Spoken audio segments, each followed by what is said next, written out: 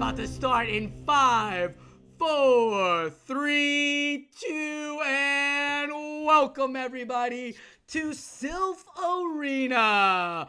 We are here for FSPN Live. I am your host, SosaFlo, and I have an amazing line of cast here with me, and we are going to be shoutcasting this a wonderful show of Infinity Go Black versus Infinity Go White.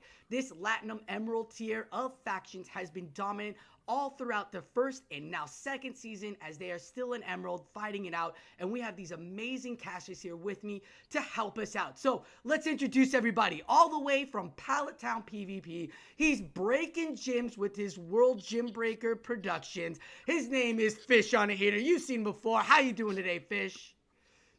I'm doing great. I'm hyped. I'm ready to go. Let's do this. Woo! That's hype. That's ready. Yeah. It is ready to I'm pumped. go. I'm good. Woo! Let's do this. All the way down from my PvP Academia, he has taught us for so many years and is the dean of our battling education. Welcome into the channel, CountXevious. How you doing today, Count? I'm doing great. Stayed up late for this, and I can't wait to start. Ooh, yeah, great battles, late night. What better way than get some popcorn? And finally, our last and final general up here. He is the captain of Infinity Go Black, representing LATAM all the way out from his area. Let's give a big round of applause for vaNNiii. Welcome to the channel, vaNNiii.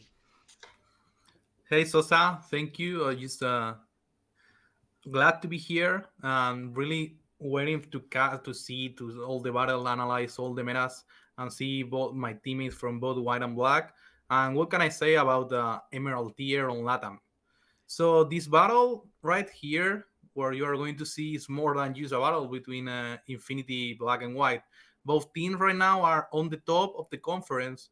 Both teams are basically battling for the third title of Emerald LATAM. So the one taking this week will be on the top spot to be like the most winning team on LATAM conference. Wow. So really this high. is for first place right now for LATAM. These are the top two battling for first right now in season 2, cycle 3 of Silph. We are in week 4 here, I believe. This should be the week 3 or 4 after the Christmas break. So I'm really excited that we have this. And thank you, vaNNiii. You are the LATAM expert. You know about the Emerald Tier. Can you give us a little more of how stacked this tier is?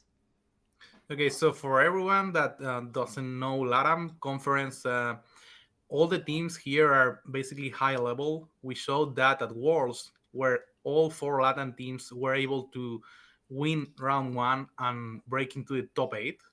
One of them went into the top 4, which was vaNNiii, the Brazilian team. And we have a lot of team that has stayed during like all 5 cycles right now. This is the 6th. But we have Infinity Go White, Infinity Go Black, we have Aztec League, we have vaNNiii. So those teams have been there all 6 cycles. We have another amazing teams that are going up and down, but all high level people from LATAM and going up an Emerald. And basically winning a game in Emerald, not only in LATAM, but also in NA, EU, and APAC, is basically really, really hard. Awesome. It sounds difficult. It seems like the 4 that have been the cornerstones of this factions group from the beginning have still held on, and no one's really dropped, and have still shown that they are top tier dominance. To have them in the finals too, as last Worlds we saw both white and black in there, and we also saw vaNNiii as well in the top. LATAM definitely had a strong hold on the factions of Worlds last year. For this new season, what's up? We also had Rigurosos, but they disbanded after Worlds, so we don't have them. But they are coming back with a different name now. Oh, excellent. So another top tier battling coming right back. That's it. We are going to take a look now at this new cycle factions meta. Thank you for all of your wonderful intake on LATAM. We love hearing what's going on. We don't get to hear much from you guys because there's not much besides Jolt 19's lovely FSPN articles. But we're looking into these faction metas now. As you see here, they have Vanguard and Ember as our fields, but GL, UL, and ML are no longer open. Fish, how do you feel about those no longer being open? Well, Count and I were kind of disagreeing on this a little earlier because I think it's really nicely balanced the way they've picked the S restricted and the A restricted on the Great League and Ultra League metas, and the way they've done the 4-3-2-1 points in Master League. I think it's a really nice balance where you're gonna really struggle to really cover the whole meta with your team, so you've got to be very selective. You got to find good value, and so I really like the breakdown of the tiers for this one. Yeah, Count, you had an argument with him. What was the dispute then? Oh, it No, was so bitter. no, it was just about the Ultra League. To be honest, Okay. I think some Pokemon were missed out in maybe being a one pointer or not. For example, Gliscor. If you look at just the S tier picks there, it beats 1, 2, 3, 4, 5, 6. It beats Yeah. 7 out of the 8. The only thing that gets away is a Talonflame. Even the Swampert, the Shadow Gliscor can beat if you bait it with a Night Slash. Yeah. So it's kind of, I mean, I think it should be at least given a point. Same goes for Drapion, for example. Shadow Drapion is a very, very good pick here. And so does Politoed. Politoed is a very, very bulky Pokemon, and it can cover anything you want, pretty much. It can even beat Trevenant, for example, in the S tier pick if you just land the Blizzard on, for example. So I think certain Pokemons are missed out in Ultra League, so it's very difficult to find, let's say, a super balanced team that can deal with your opponent's teams as well. Yeah, that is difficult that they are missing some mons there. But you got to remember, not everybody has built for Ultra League yet, so maybe they aren't aware. You giving us wonderful tidbits about this Gliscor. I'm absolutely going to build one now for my Ultra League team because I have an Ultra League ready one. If you're telling me that I can use it, absolutely. Yes, they are very restrictive this year. Not so much as open as you see here. S tier only allows one from that group for both Great League and Ultra League. A tier, you allow 2 from that. So you can only build half a team out of these two groups, out of these 20, 30 Pokemon each. And then down in Master League, they gave us a cliffhanger kind of situation where they said you're given 8 points, build a team around it. Now, Master League, that requires so much resources. So I'm glad they only had like 5 top tier Pokemon that we saw everybody use last few cycles and said, these are your 4 points. So that way people aren't like dumping so much Stardust into these Master League tiers. But again, if you're a Master League specialist, I'm pretty sure you're already banking and sitting at 2 mil Stardust and just waiting for the next raid day on Wednesday. Or tonight, actually, waiting for your next raid hour so that you can build that Stardust back up. But we are going to look into the Master League now as we are here for battles.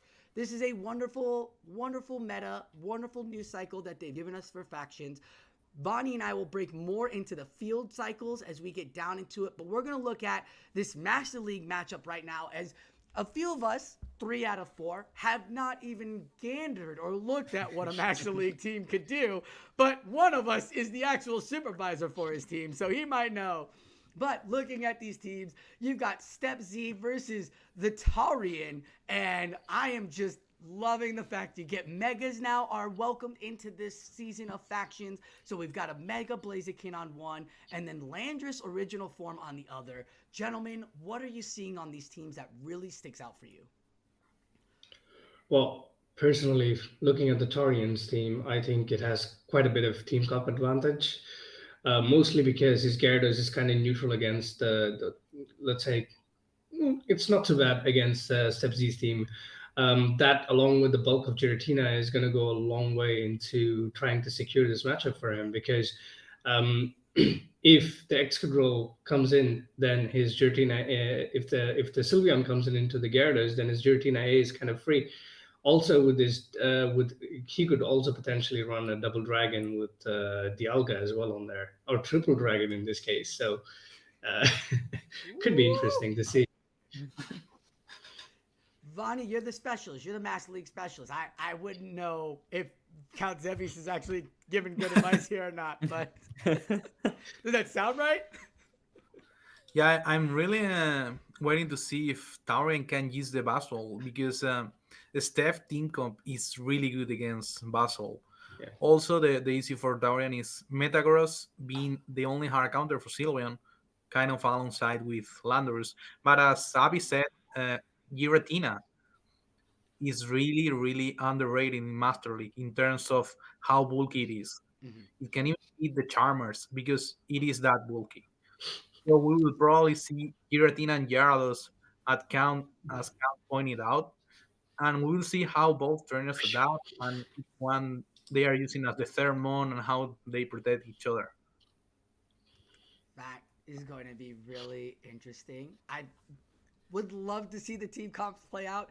Fish, do you have anything, or you just want to get into these battles? I really would like to see the Mega Blaziken at work because it's like the ultimate get wrecked to Dialga and Metagross.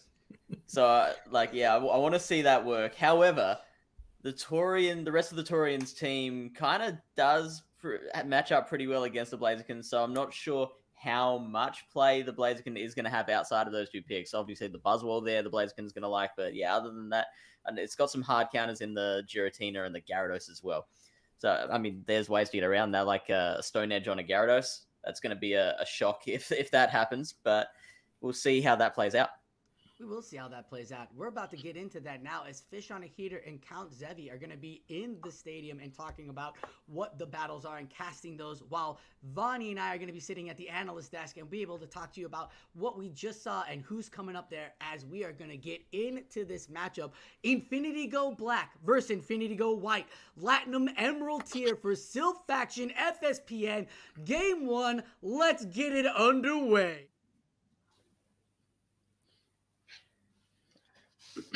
We are on Torian versus Steps, and the lead is the Giratina Origin form into the Gyarados. Now we're going to see whether the Gyarados is running Dragon Breath or Waterfall, and it is this move Dragon Breath. So now the swap into the Mirror Shiny Gyarados count.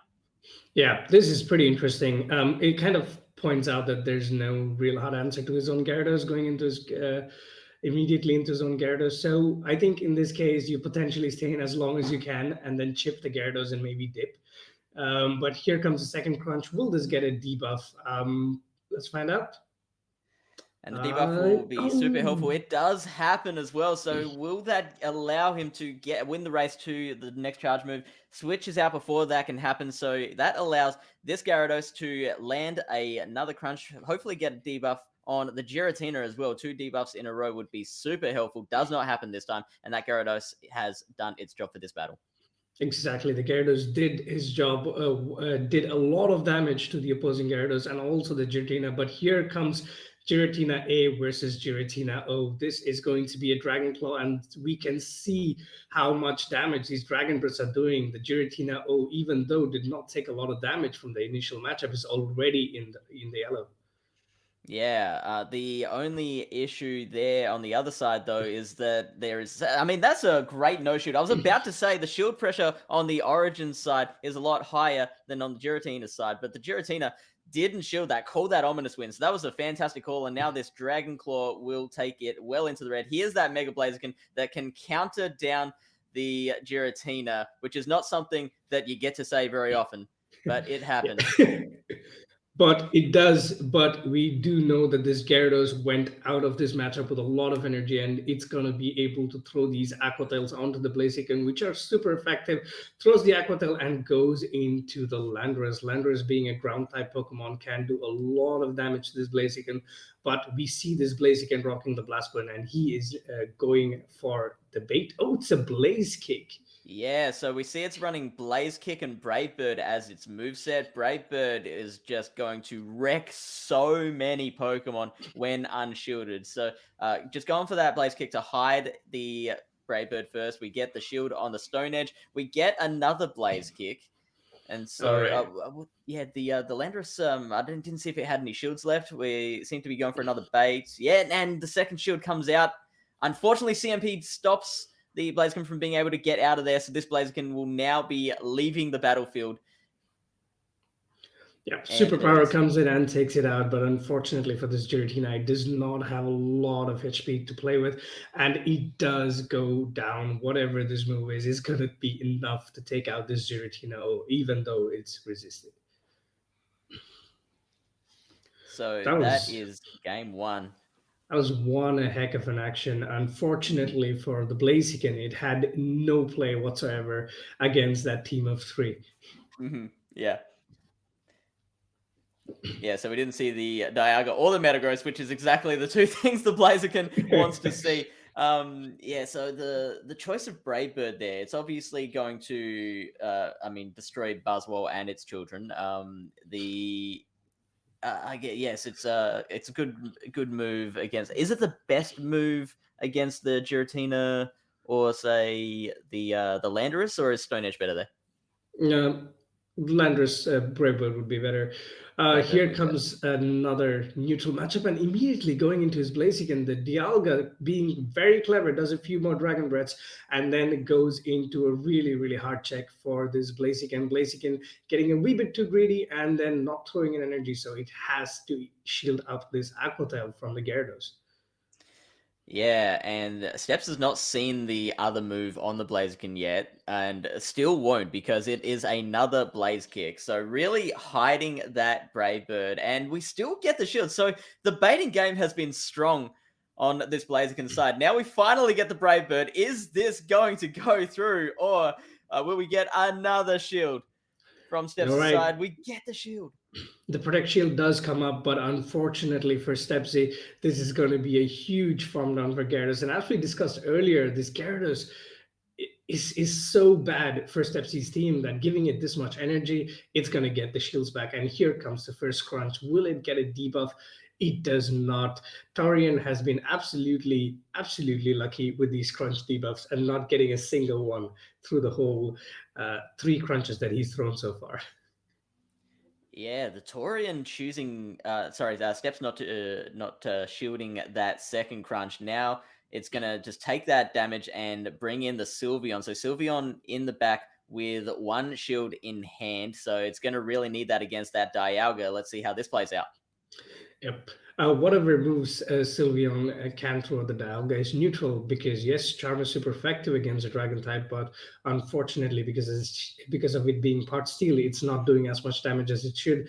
Dialga being very clever, throwing the first Cyanide, getting the shield, and now going into the Landorus potentially to do as much damage as possible to the Sylveon. Here comes the first Moonblast. Let's see if it gets an attack fall. Ooh. It does so much damage and gets the attack fall. That is very unfortunate for the Torian. And here comes the Stone Edge. Yeah, so the Stone Edge will still do a fair bit of damage, but absolutely not as bad as it could have been thanks to that debuff. And now Sylveon has a lot of work to do on this Dialga. It's going to be tough. It takes a long time to get to that Moonblast. I think we can go make a coffee and come back, and they'll still won't get there. And we get the attempt at the catch. Unfortunately, not paying off. That Aqua Tail is not going to do enough to the Dialga, being a Dragon type. And it stays alive. I think that was a mistake by Stepsy. He should have been clicking Crunch, but he did not click on it, and the Sylveon loses the CMP tie to Dialga, and that is absolutely unfortunate because the Crunch there would have taken out the Dialga, sent it back and packing into its Pokeball. And I've been there before. I've been in the winning position, and just all I had to do it was throw the move, and I throw the wrong move, hit the wrong button. It's tough. High pressure situation. You're against some of the best battlers in the world. It happens. Exactly. That's 2 games to the Torian. Let's see how he plays game number 3.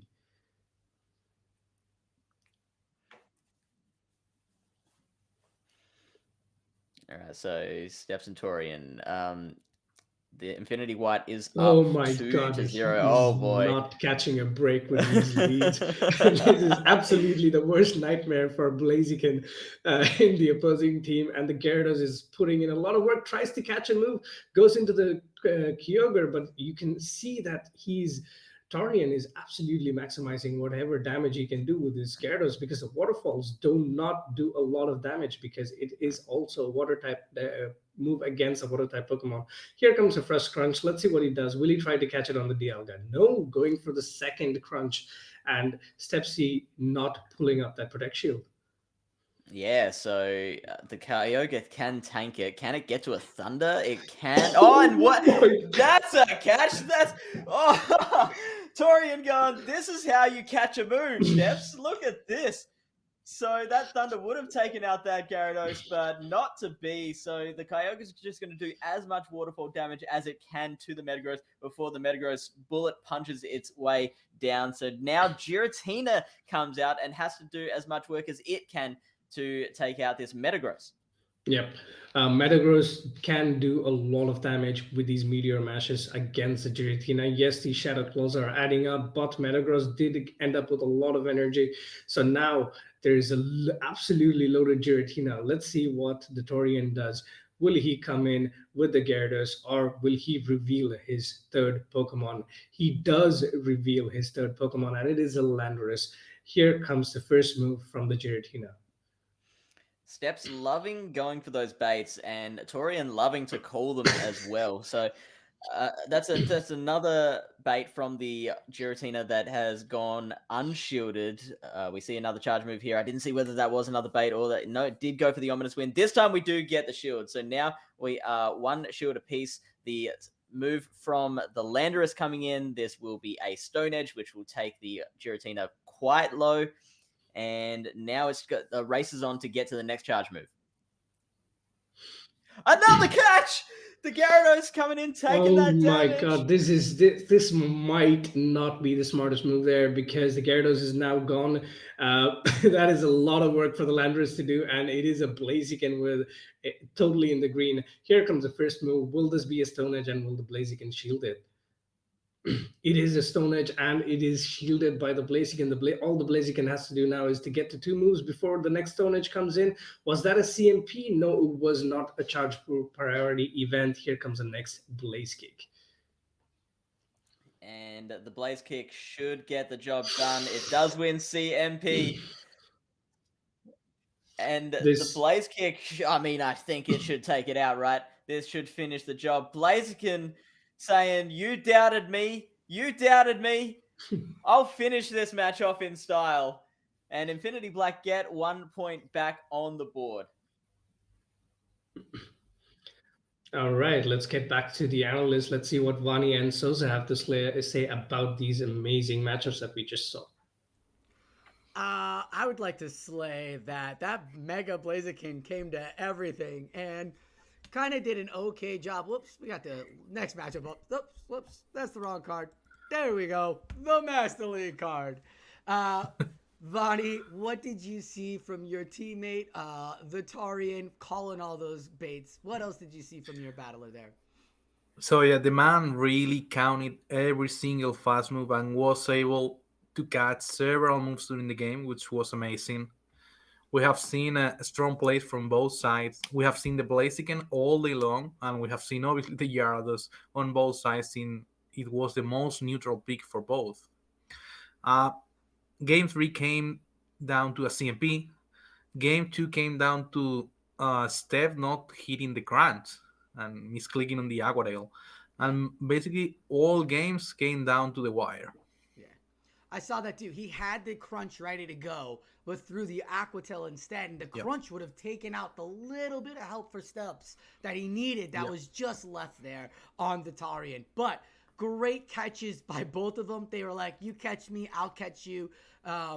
I don't play Master League, and to see these battlers use these Pokemon, because I remember last season it was always Zaxion, Mewtwo, Excadrill, and Metagross or Dialga, and you're like, come on, guys, let's do new things. Having the Kyogre be able to play, that puts so much hurt down for Steps. I hope he feels better to play that in the future, because even though he made a catch of Thunder onto that Metagross, half that Metagross's health was gone. So I think that was a great call in the game 3 there to bring it in, especially to help out that Mega Blaziken. But well done by both battlers. Great team compositions. I totally thought we were going to hear Xavi say, Charm Sylveon is the way to go. I was really hoping that Count would say that. He said he wouldn't earlier, But I was kind of hoping he'd be like, well, Charm's the way to go.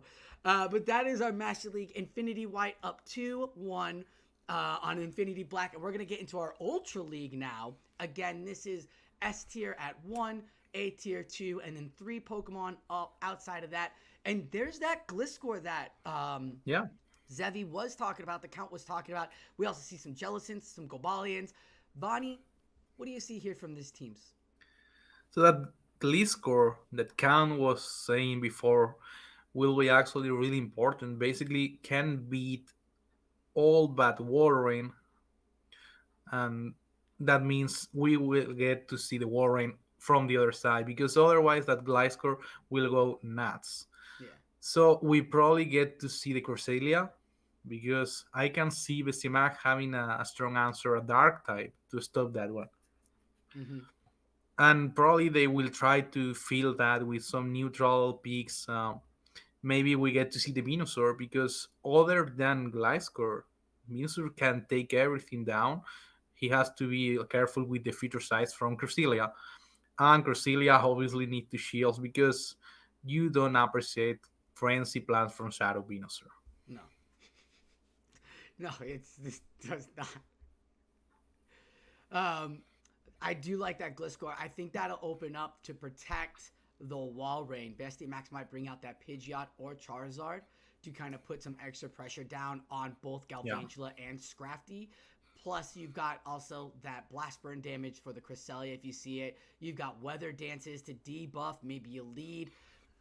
Now, with the wing attack, you have these flyers coming out now. As you see, more flyers are playing, which is wonderful. But you could see Gust on that Pidgeot in this Factions tournament because unlike regular tournaments, in Factions, you can mix up and change your Pokemon's fast attack for just the week. So, if you think Gust is going to be so much better for you against this team in fast attack damage, then maybe this Pidgeot has Gust. We'll have to see as it plays out. I do like that Gliscor, though. It does have great neutral damage on everything. That even if it lands the Earthquake on the Wall Rain, it's still going to put a shield pressure down on it. So if only once is going to have to bring it, then they're going to get that shield. They know the bare minimum, the worst that Gliscor can do is get you one shield and then open up a shield advantage for anybody else. As for Bestia Max, that Venusaur and Charizard, those two starters are so dominant, not only in the fact that they have their Community Day moves,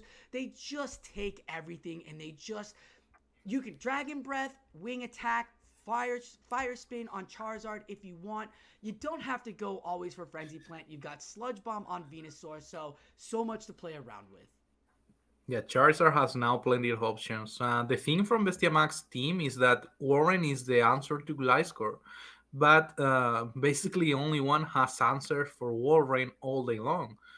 I can call a feeder site Grassnode Cresselia, and that Warren will be in trouble because playing Warren against basically 4 Warren counters and 1 neutral match will be hard. We will also get to see this new revealed Cobalion with the double kick and the Striker Sword, which is amazing. And can't wait to see these guys go into it. We are going to see these guys going into that Wall Rain. We'll see if the Wall Rain's white top can fully come down all over its face and be a clown and just get obliterated by 4 counters, or will the Wall Rain just remind everybody why it was so good last season, and just because it got a little bit of a nerf, it's still good this season. But we're going to see Basti Max versus Only Ones battling it out in the Ultra League now, as we're going to kick it back to CountXevious and FishOnAHeater. So gentlemen, take it away. All right, let's see how this works out. You have a Charizard lead into a Galvantula. That is an absolute nightmare of a lead. And here comes the Venusaur swap in. Yes, Shadow Venusaur can beat the Galvantula in the ones if the Galvantula does not have an energy lead. But unfortunately here, the Galvantula already is a turn ahead. Let's see how this Venusaur decides to tackle this energy advantage. Yeah, so the Shadow Venusaur not being the best answer for the Galvantula, but it did enough of a job. The Cresselia is going to come out now, and it's going to have to take a bit of a barrage of charge move pressure. I see the Grass Knot on the Cresselia side. I don't see what the other charge move is. Future Sight is obviously preferred against this Venusaur. It takes another Frenzy Plant, and it is Future Sight. Excellent. So that is great against the Poison type. We see the Grass Knot, which is enough against this Venusaur at this range, and it gets the KO. Oh no, it doesn't get the KO. It's wow, gets another couple of Psycho Cuts in. That's actually really, really handy.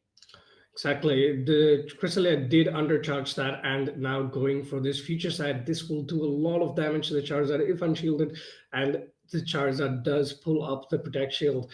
At this range, it is still not in Dragon Claw range, and the Charizard farms up to a lot of energy, puts it in Dragon Claw range, and goes straight for the Dragon Claw. This will take out this Cresselia, and then the Charizard does have now a lot of energy to deal with the Galvantula. And what an amazing move! They're swapping out, knowing that the Cresselia has energy to throw, and taking it on the Cobalion. But unfortunately, Cobalion is met with one of its hardest answers in the meta, and that is the Jellicent. Yeah, so I'm not really sure what can be done at this stage. This is looking like a pretty dire situation for Black at the moment. We get the first Stone Edge shielded, and a Shadow Ball is going to come in and do a lot of damage to this thing. Exactly, and Cobalion was a shield down before, and so electing not to pull up this Protect Shield, and the Jellicent at this point is going to go for one hell of a bubble down, because these Stone Edges don't do enough damage. Jellicent, as we already know, is a very, very bulky Pokemon, and these bubbles are doing just enough to put this Cobalion in a range where it can be farmed. And you just saw that Stone Edge land, and you just saw the Stone Edge do nothing. I think I might have put health back onto the Jellicent. That was amazing. Okay, so another Stone Edge coming through, and now the Jellicent's starting to feel it. It's like, okay, enough's enough, mate. So Charizard back into Galvantula. The Galvantula, you can see going for the lunge first up. Now, if that is not shielded, that'll make things actually quite interesting. We see no shield on the Galvantula side, calling a Dragon Claw. So that's going to make it so much easier for the Galvantula now to get the job done. We see no shield now on the Charizard side as well. So both trainers doing what they need to do. They are some gutsy calls. And now the Charizard throwing another Dragon Claw. This has to be shielded. I think it might have had another one as well, Count. Yes, he does have another Dragon Claw Toad, but I think the reason why he let the move go is because he knew he was going to lose. I think he was. There is no coming back from there. With this jelly being this much, having almost two Shadow Balls Toad, there was no coming back for Infinity Go Black. That was a very rough lead into a very rough safe swap in as well, and a very bad backline. That was very unfortunate. Let's hope these two players can read a bit into what happened in game number one and adapt their lineups. But to be honest, I think Infinity White's team comp is very, very advantageous against Black right about now. Yeah, looking at the teams right now, and I think the only real thing that Bestia might have to counter the Galvantula is the Unova Stunfisk. So we might see a bit more of that in the next two battles. We don't see it right now. It's the Cresselia into the Venusaur. Now, we could see that even on the Shadow Venusaur, the Frenzy Plants weren't doing the most damage to the Cresselia. It's such a tanky Pokemon, so it can take these things and has the Future Sight to threaten back. So it's not that bad for the Psychic type here. Yep, Cresselia is absolutely a bulky monster. It goes for a Grass Knot bait, and it is being Protect Shielded by this Venusaur, and that is very, very big advantage to have if you're the Cresselia, because now you can pull up this Protect Shield and go for that Future Sight nuke. Here comes the Frenzy Plant. Cresselia pulls up the Protect Shield, and let's see what Beastemax does. Oh, he does not wait a turn and throws on alignment, and that is an absolutely amazing catch on the Walrein. Yes, it is a catch, but still, Future Sight is a stab move and does quite a bit of damage. In comes the Galvantula, and this does not look great for the Walrein. It does get to the Icicle Spear first, but let's see what the Gal does. Does not Protect Shield this. Yeah, because the Icicle Spear, while it does come fast, it doesn't do the most damage. Galvantula, even though it is a glassy-ish Pokemon, it can tank one Icicle Spear just fine. We get a Lunge, which KOs the Walrein, gets that out of the way. The Venusaur could come back out here and does. So the race is on to get to the next charge move, and the Venusaur gets there first. And no shield on the Galvantula's side means that is going to go down. Yep, and here comes the Gliscor. But yes, of course, Gliscor is a flying type Pokemon. Yes, the wing attacks are doing a lot of damage, but this Frenzy Plant from a Shadow Venusaur needs to be shielded. And the Protect Shield does come up, and the Gliscor is in the most commanding position it's been in forever. But at the back, we see this Charizard, and Charizard, of course, is not the bulkiest of Pokemon, but this is a Night Slash, and it is a non uh, same type attack bonus move. So the Charizard is very comfortable not shielding these.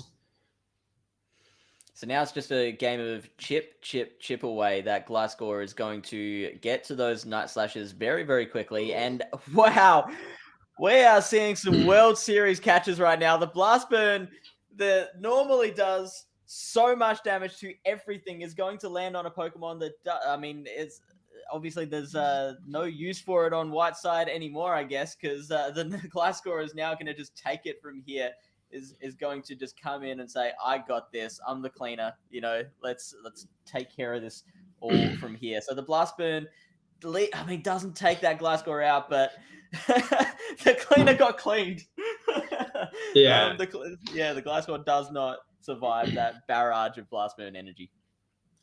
I think, that, to be honest, the catch on the future side really did change, flip the game on its head.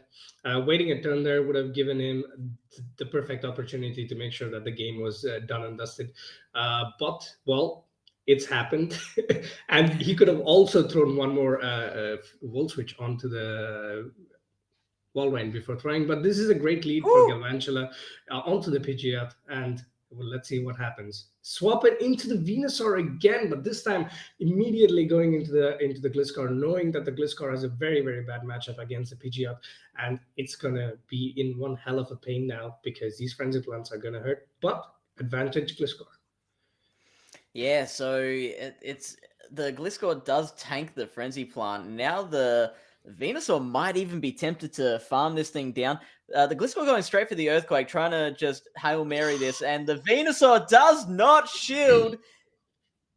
So now this has taken an interesting turn. So Black can now get back switch advantage, throwing out the Pidgeot here to get a little bit of farm up. The Gliscor can only throw Night Slashes at the Pidgeot, which the Pidgeot will not care about.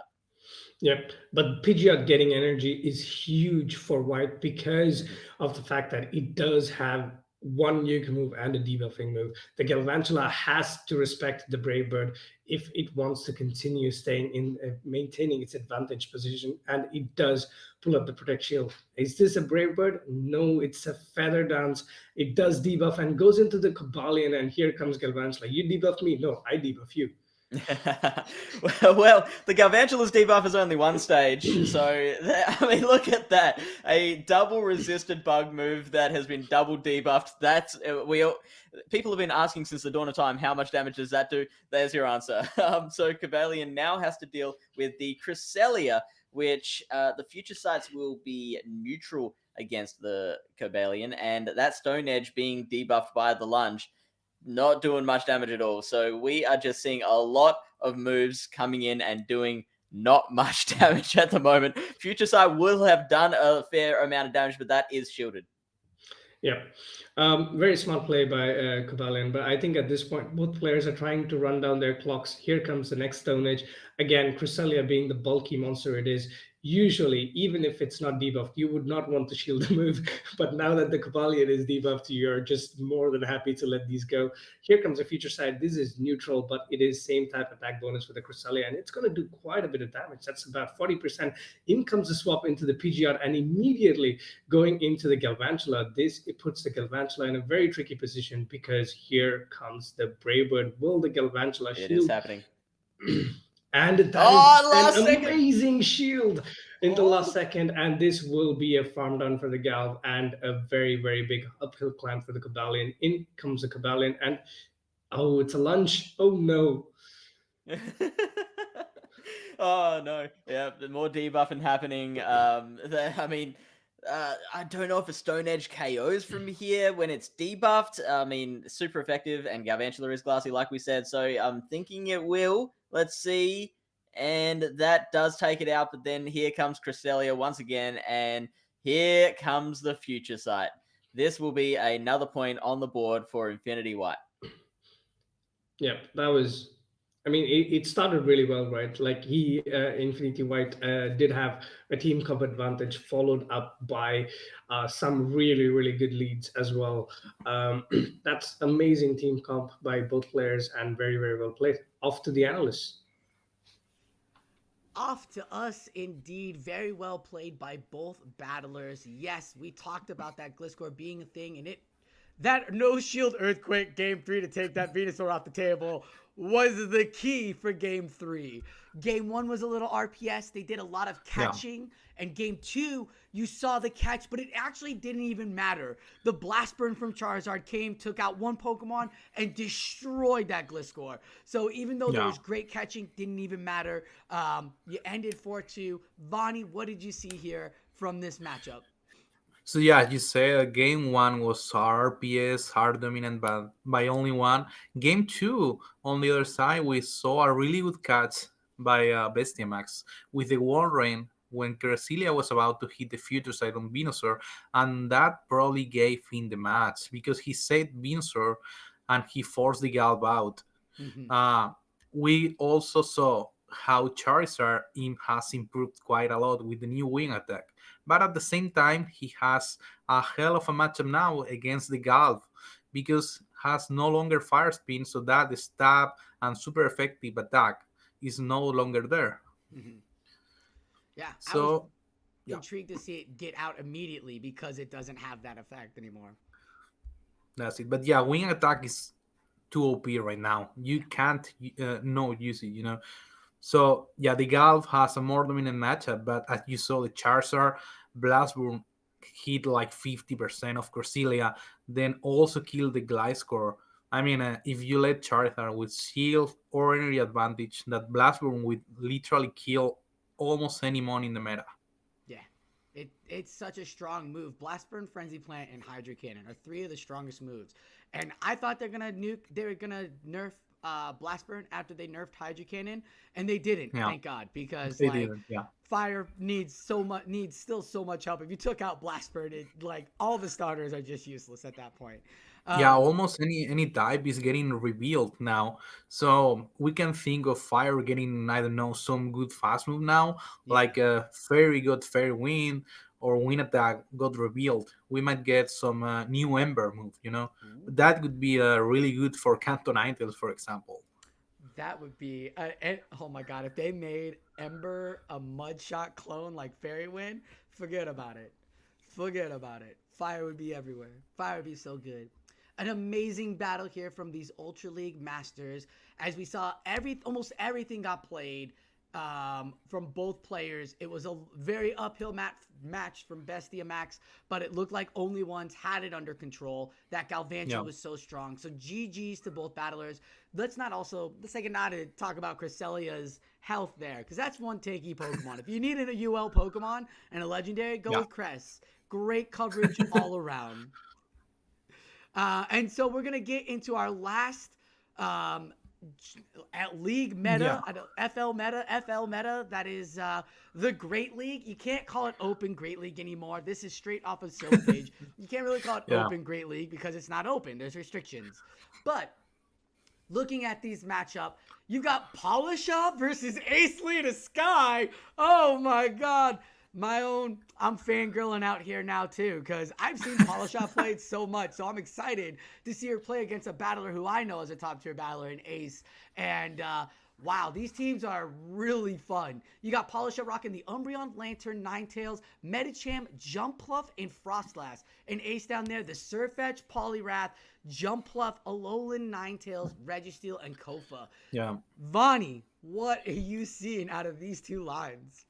I mean, first you have to see the names because Ace is current LATAM Emerald MVP, and Paulasa is arguably the best girl that PvP in the world, or among that many top girls that we have playing. So what can we see there? I can see a Kanto Shadow Ninetales that is able to beat everything with energy. Is able to revert any lead advantage. And if you put any either Ember or Fire Spin, you have Poliwrath as the hardest answer. But you can't forget Kanto Ninetales has Psyshock, and Poliwrath is also Shadow. So that means that could be really hard in the one or the two shields. I agree. So Ace pays special attention to that. Yeah, he does. I love that Ember Kento Ninetales that Cindy brought out. I enjoyed it way back when in the early seasons. Yeah. When battlers know how to use Pokemon with certain movesets, like brava. Like, you gotta give them a round of applause, brava, because they're doing it specifically. They built teams like this. Ace, Emerald MVP, you say? I'm so sad he didn't show up to San Diego Regionals. We would have loved to have seen him. But he's got that Kofa, and I really like Kofa as a safe swap in a lot of the meta, just like the Sableye. I think Kofa is so strong and defensive tanky. You can get it. You can throw those Dark Pulses and Shadow Balls off, build up to 2. You've got play around it, and it can soak up energy. So I'm really excited to see this Kofa from Ace play here. That Kofa should be one hell of a mon for Ace because, yes, Paulasa has the Umbreon, but look at Ace team. Like, Umbreon loses every single match. So will she be able to use the Umbreon, or will Ace Kofa run free all day long? We will see now. We're going to have to find out. We're going to kick it back to our casters down there. But we're going to wish Ace and Polisha a good luck as Infinity White has a 4-2 lead now on Infinity Black. But we are not done yet. There are still 5 more matches as we are getting into the Great League. So casters, take it away. I would love to see some Cofagrigus action. I do love me some Cofagrigus. We see it straight in the lead against the Medicham. That's what I'm talking about. Cofagrigus is loving this situation. Medicham absolutely not. So we see the Kanto Ninetales coming out and getting met by a Shadow Poliwrath. This is a horrible situation for the Kanto Ninetales to be dealing with right now. Yeah, it is. Oh my God! And going for a very, very, very brave Ice Punch bait there, and Polisha absolutely calling it. And this Psyshock is going to do a lot of damage if unshielded on the Poliwrath. Poliwrath does pull up this Protect Shield, but at this moment of time, it is absolutely advantage Polisha. Here comes the second move. Will she pull up this shield? She can. Ooh, and it is another Ice Punch bait, but we can see that Polisha's opponent is absolutely going to go for trying to push for this two shield matchup against the Ninetales by going straight Ice Punch. And here comes another.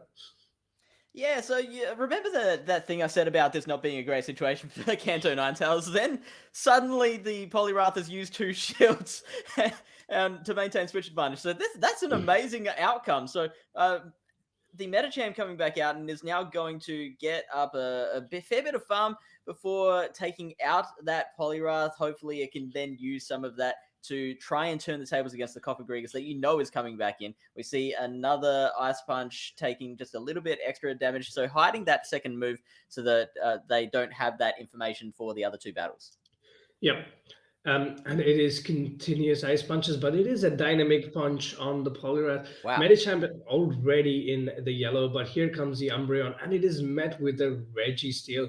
This matchup is not as bad as people imagine because one, Umbreon is a bulky Pokemon, and two, here Umbreon does have a shield advantage. Here comes the first foul play, and it does about 20% to that Registeel. Will he be able to go to another before? No, the Registeel does get to the first move. Is this a Focus Blast? No, it's a Zap Cannon. Debuff? Oh. And debuff. Yeah, so this isn't looking very good for the Umbreon at the moment, but I've been wrong about so many things in just the space of this 2 minutes. So, I mean, you can't trust me. Let's see how much damage this Umbreon can inflict before it finally goes down. It is within the space of one Focus Blast, so its time on this Earth is limited. We get one more foul play coming out. The Registeel is now firing that last move. That should get the cat. No, we get the shield. So Polishar keeping that Umbreon alive. Yeah, it does keep the Umbreon alive, but the switch clock is up, and at this point, you can potentially look at Polishar wanting to snipe this Registeel. Let's see what the opponent does. Does the opponent predict the snipe? And he does not, and gets sniped by the Medicham. This Ice Punch is enough to take out this Registeel, and the Medicham is in a position to be able to throw a Psychic at the Greg that comes in as well. Umbreon is such a huge wall to CountXevious, so this looks suddenly from being a very positive matchup for the opponent is flipped on top of its head, and Polishar has done amazingly to come to this position. But that Umbreon didn't have that much HP left, so we'll see how much the Shadow Balls can do. Can it get to another Shadow Ball before the Umbreon gets to the foul play? There's the first one, and look, that doesn't do enough, and the foul play will finish this battle off. Yep. That was very smart play by Polishar there, using the Ninetales to grab that advantage and understanding that Umbreon's only job there is to run down the clock timer. The Medicham did have a lot of energy. That was very, very well managed by Polishar. Absolutely. So Infinity Black is now 3-4 down. It's pretty much first to 11 in most of these factions bouts. So there's still plenty of play left in this matchup. We see for battle number 2, the Kanto Ninetales lead now wow, here we go. Registeel is gonna yeet itself out of there. Not immediately though. Okay, we get a little bit of farm first. Is there going to be an attempt at a catch? That is brave. The Weather Ball is now going to come in and get into a lot of damage if it's not shielded. That Shadow Weather Ball does so much work, and the Fire Spins as well do such nice farm damage as well. We get one shield now on the Kanto Ninetales side. This is, I think, an intelligent shield because, get up a lot more energy, and that Kanto Ninetales can do so much work against everything. Yeah, that was very cleverly played. Knowing, just as vaNNiii touched up earlier, when the analysts were going through the Ninetales with energy lead, kind of beats the whole team of Ace there. So Medicham is just like a perfect wall in the way of Poliwrath because it is doing Dynamic Punch and Ice Punch. So Medicham can get up to a lot of energy. Here comes a Dynamic Punch, and Medicham does not shield it and throws this Psychic to take out this Poliwrath if the Poliwrath it does not shield. And I do not think the Poliwrath wants to. Yeah, so we see Ace Leader still has the 2 shields in hand. CountXevious can now come in. It can take a Psychic if it wants to. Probably might be best to keep those 2 shields. Well, then again, I mean, if you've got Registeel in the back and just Kanto Ninetales there waiting for it, maybe it would have been better to shield that Psychic. So now you've got Kanto Ninetales and Jumpluff there ready to go, and you'd think the Jumpluff coming out because Paula wants to save that Kanto for that Registeel. Yep. Jumpluff is a bulky Pokemon. Yes, this one's a Shadow, but it's still going to be in a good... Oh my god, going for a Dark Pulse there. It should be a Shadow Ball always because it is not that much of an energy difference. and the Shadow Ball does a lot more damage. Um, let's see what this is. Even if it's a Shadow Ball, it does not care the Jump Luff, and the Jump Luff will get to a move here and waiting for one turn, making sure the Cofagrigus is in between its animation to throw this move so that it does not go to waste on the Registeel. Immediately swapping into the Ninetales and waiting again another turn. The mechanics by Polisha there, absolutely in control of this game. Here comes the Weather Ball, and it does get shielded by the Cofagrigus. So now the Kanto Ninetales is going to look to close out this battle. We get that final shield coming up on Paula's side.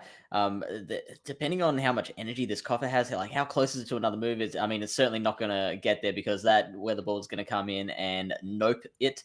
The Cofagrigus will go down, and the Registeel is going to come out and be like, "Well, it's all up to Ralph." I think. Unfortunately, that was absolutely amazingly played by Polisha. Even at the end game, gave no opportunity for the opponent to come back into the game by attempting a swap there, because every move she threw, she waited a turn. That is very very good discipline. Something that top battlers are known to do. Yeah, absolutely. That's an incredible skill because you're operating in time slots of half a second at a time. So like being able to time your moves, your catches, your throws for those half-second blocks is an incredibly high level skill. All right, game number 3, Polisha absolutely dominating, and I've played this matchup plenty of times because I played Shadow Jumpluff for a while. This is advantage for Shadow Jumpluff. All it has to do is it goes straight acrobatics here because it does do a lot of damage. But going for the Energy Ball, if unshielded, this kind of puts Cofagrigus in an advantageous position. Here comes the first move, and it is a Shadow Ball and does only about 40% to the Jumpluff, unfortunately. So yeah, I'm actually surprised to hear it's the acrobatics is the move to go for. I would have gone for energy ball as well because yeah, the energy ball has taken the coffer into the yellow, so you can tell that another energy ball does get the KO there. The Medicham now facing that Surfetch. The Surfetch has plenty of different options for charge moves. Do we see a potential Brave Bird? That is a Leaf Blade. So that could be a bait. It still doesn't eliminate the idea that there is a Brave Bird on this Pokemon. The second move is not getting shielded, and that is another Leaf Blade. Yeah, exactly. It was not going to get to. I mean, it would have gotten to a Brave Bird, but the Surfetch did throw a little bit more earlier than it should have. But the Medicham now has a full farm down onto the Surfetch. We know that the Cofagrigus took some damage while coming in, and a Psychic will absolutely send it back packing into its Pokeball, and the Medicham will outpace it to the next Psychic as well. Here comes the first Psychic. It is shielded and gets a defense fall as well, going for the Ice Punch bait here. Will the Greg shield? Because if it doesn't shield, it will do a ton of damage. No, it does not. So now Kanto Ninetales can try and get that little bit of farm off, which can give it an advantage against this Poliwrath, which, as we've seen, is not running the Scald. It's running Ice Punch, Dynamic Punch. It gets a shield anyway, so even though the Ninetales would survive that, Paulishard doesn't want to take that much damage on this Ninetales right at this moment. Going for the Weather Ball here, the Ninetales. This will not do a lot of damage, but it does get the Protect Shield from the Poliwrath. So the Ninetales is going to outpace the Poliwrath to the next move. And this Psyshock from a Shadow Ninetales onto a Shadow Poliwrath. Let's see how bulky it is. Not bulky enough. That barely took it out. And this game is done and dusted. Very, very well played. Absolute mastery of the matchup by Polisha, and putting Infinity Go Black in the lead when they were behind for 2 matches in a row. Absolutely amazing. Yeah. 3-0. And we go to the analysts to get their views on this matchup. Wow. On a team that was supposed to whoop that Umbreon. It came game 1 and was like, hey, I'm going to beat you up. And Polisha, I mean, I've seen her play for Brazil numerous amounts of times. She's been so good, so amazing as one of the top battlers on that team. And for the girls at PvP, dominant 3-0 here against Ace Leader Sky, who didn't even have Scald on that Poliwrath. Like, after Yeah, that, it was just like Polisha was like, oh, 9 tails for everything. yeah, that's it. Not having a skull was really bad for Ace because first you lose that Machem matchup. Mm-hmm.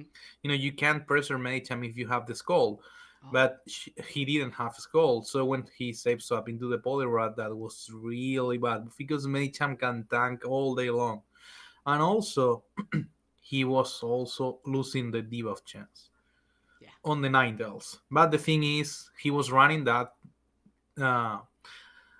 that moveset because I guess running a Skull and Ice Punch against Lantern seems really bad.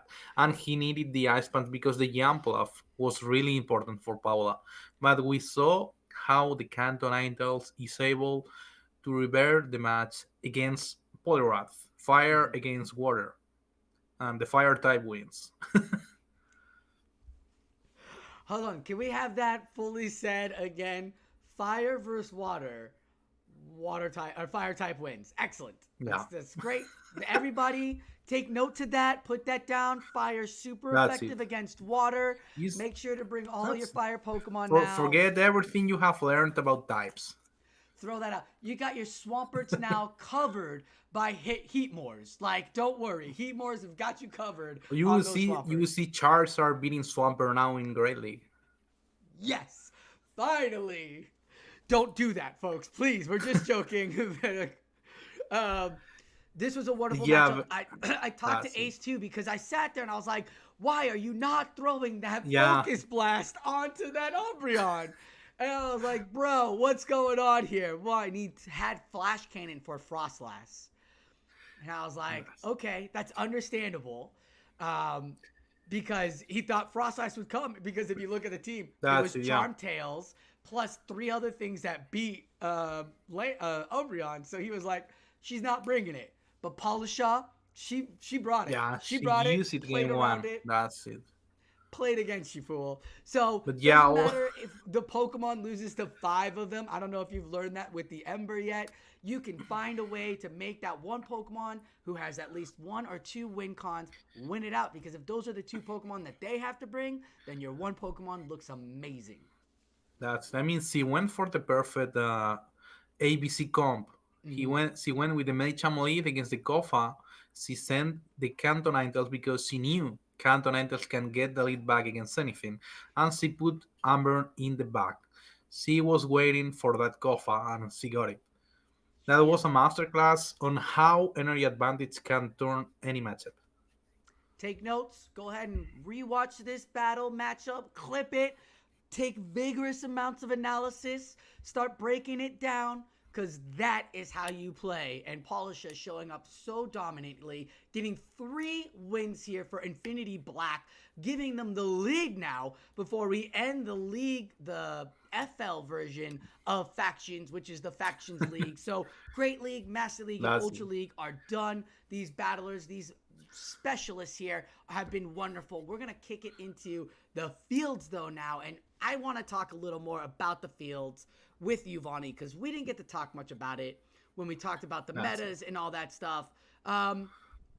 Vanguard, the field for Vanguard and Ember field. These are 2 fields. As you see, Ember is the January Cup for Season 5 of yeah. Silph, but it's also got Lightning, Fire, Grass, and Ground typing. On top of that, they added Muck, Quillfish, Hisuian style, Murkrow, Machamp, Malamar, Surfetch, Primeape, and Poliwrath. Banned versions are typings of Dragon, Rock, Steel, Mudboy, so Water Ground. So you cannot put Swampert in. You cannot bring Quagsire. The Mud You Boys. cannot bring Wishcash. They out. Then you got Pokemon bans and Megas and Shadows bans as well. So it kind of like evened it out. Fish and I had done a team build earlier this week on it. We found out some fun. Ember Field Specialist. We'll break down that one real quickly. vaNNiii, how you liking Ember? So Ember is basically a really compressed meta. Hmm. it is basically you can use 10 to 15 months in total. I mean, viable months, and all of them can beat basically each other. So it's a really good meta. It shows skills as energy management, seal energy counts, seal management, catches. You have to have everything under control because you have Hisuian Quillfish that can beat every mon if you give him the resources. If you give him the shields, the energy, something. Quillfish can beat the Charizard, the Piloswine because you have Aquadale. Yeah. And same for Charizard. I mean, we basically saw now the Cantonitals beating the Poliwrath, and now we might see a Charizard beating a Poliwrath. So we can say that Poliwrath is in a bad spot as a water type. Mm-mm. Charizard actually does beat the Poliwrath in the one shields. I've done all the That's it. sims. It does. Even Yeah, going for the Dragon Claw first, getting the shield, then going for the Blast Burn. Kind of a bit bait dependent, but with that new wing attack boost, you are able to that's get it. that extra onto that fighting water Pokemon that's causing you all sorts of trouble in this meta. But this is a very lovely meta. It is condensed. I think it's great for our first cup. I love the fact that they're giving it us for our January cup for Silph meta, and they're That's it. taking Yeah, out from the factions field as well for us battlers who've been following factions and doing factions to be out there for our in-person season one. It is very condensed though. I've only seen about an average about 10 to 15 mons floating around, but you see a core of about 3 to 4 mons on teams, but the other that's it. Yeah, two are real spice. They're real play style of the battler. And you got to just kind of pick that up when you look at those Pokemon, whether they're going for instance, I have the Luxray, so I'm trying to go for a shield. So I'll build up for that wild charge twice and then throw the shields and let that's Luxray it. Yeah. go. And that way Charizard can reign terror. So there's so much play here in this meta, especially with energy and field. Be sure to try it out. We're going to look at our first field specialist with the Ember Cup here, vaNNiii, as we'll look back at Vanguard when we get into Vanguard. And our Okay. first matchup will be Crystal Zune versus Dusan Ristrich. Yeah, this Dusan one Ristic. Ristrich. And as you see, Charizard's on one team, Charizard's on another team. That's he's But you doing got Moltres, Quillfish. He's doing Quillfish on both teams. Charizard, Poliwrath, Poliwrath, and Piloswine. Piloswine. And Those are the then you have four. two other flex.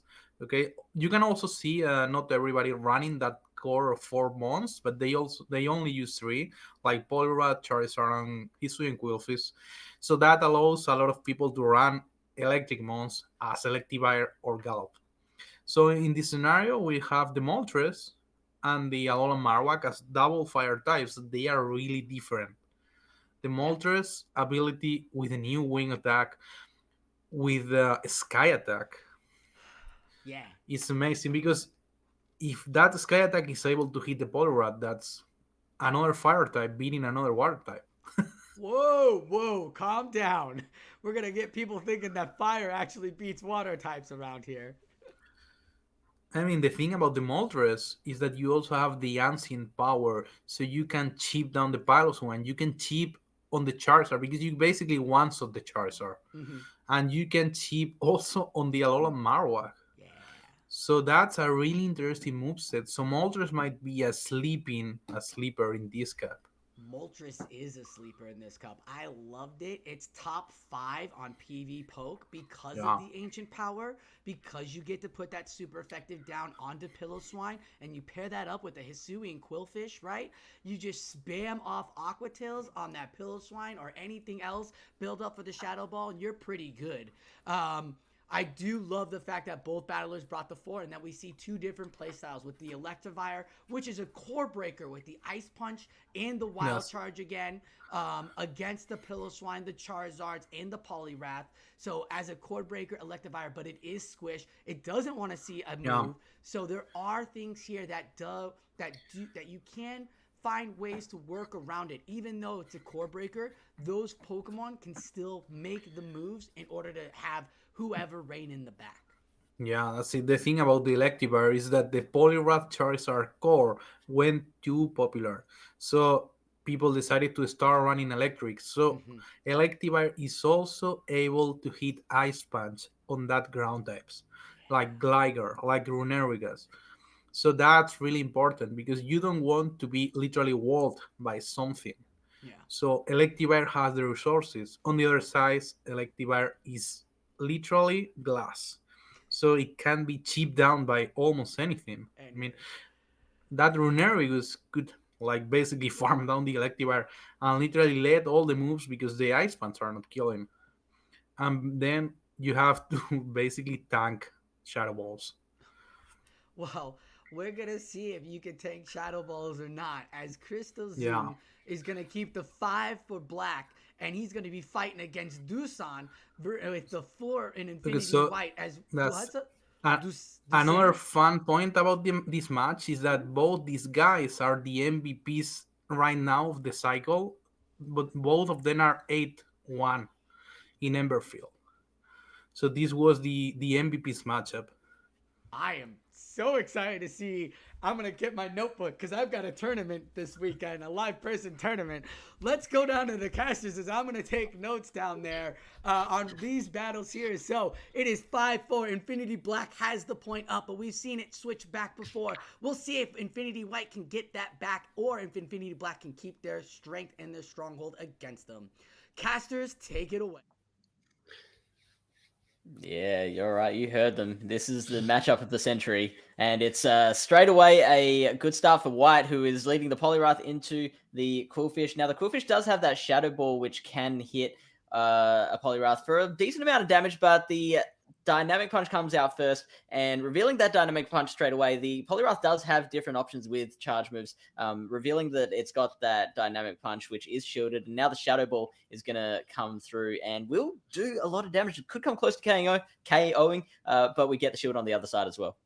Yeah, Poliwrath is in a pretty advantageous position right about now because it did build up a lot of energy and opponent immediately going for the Poliwrath swap in here, but it is going to have to deal with all these dynamic punches that's going to come through. Here comes the second one, and if Unshielded is gonna put that Poliwrath back into this Pokeball, dynamic punch lands, and it is enough to send it packing. This Poliwrath has done a lot of work here, putting that Quillfish into 70% HP and taking out another Pokemon after.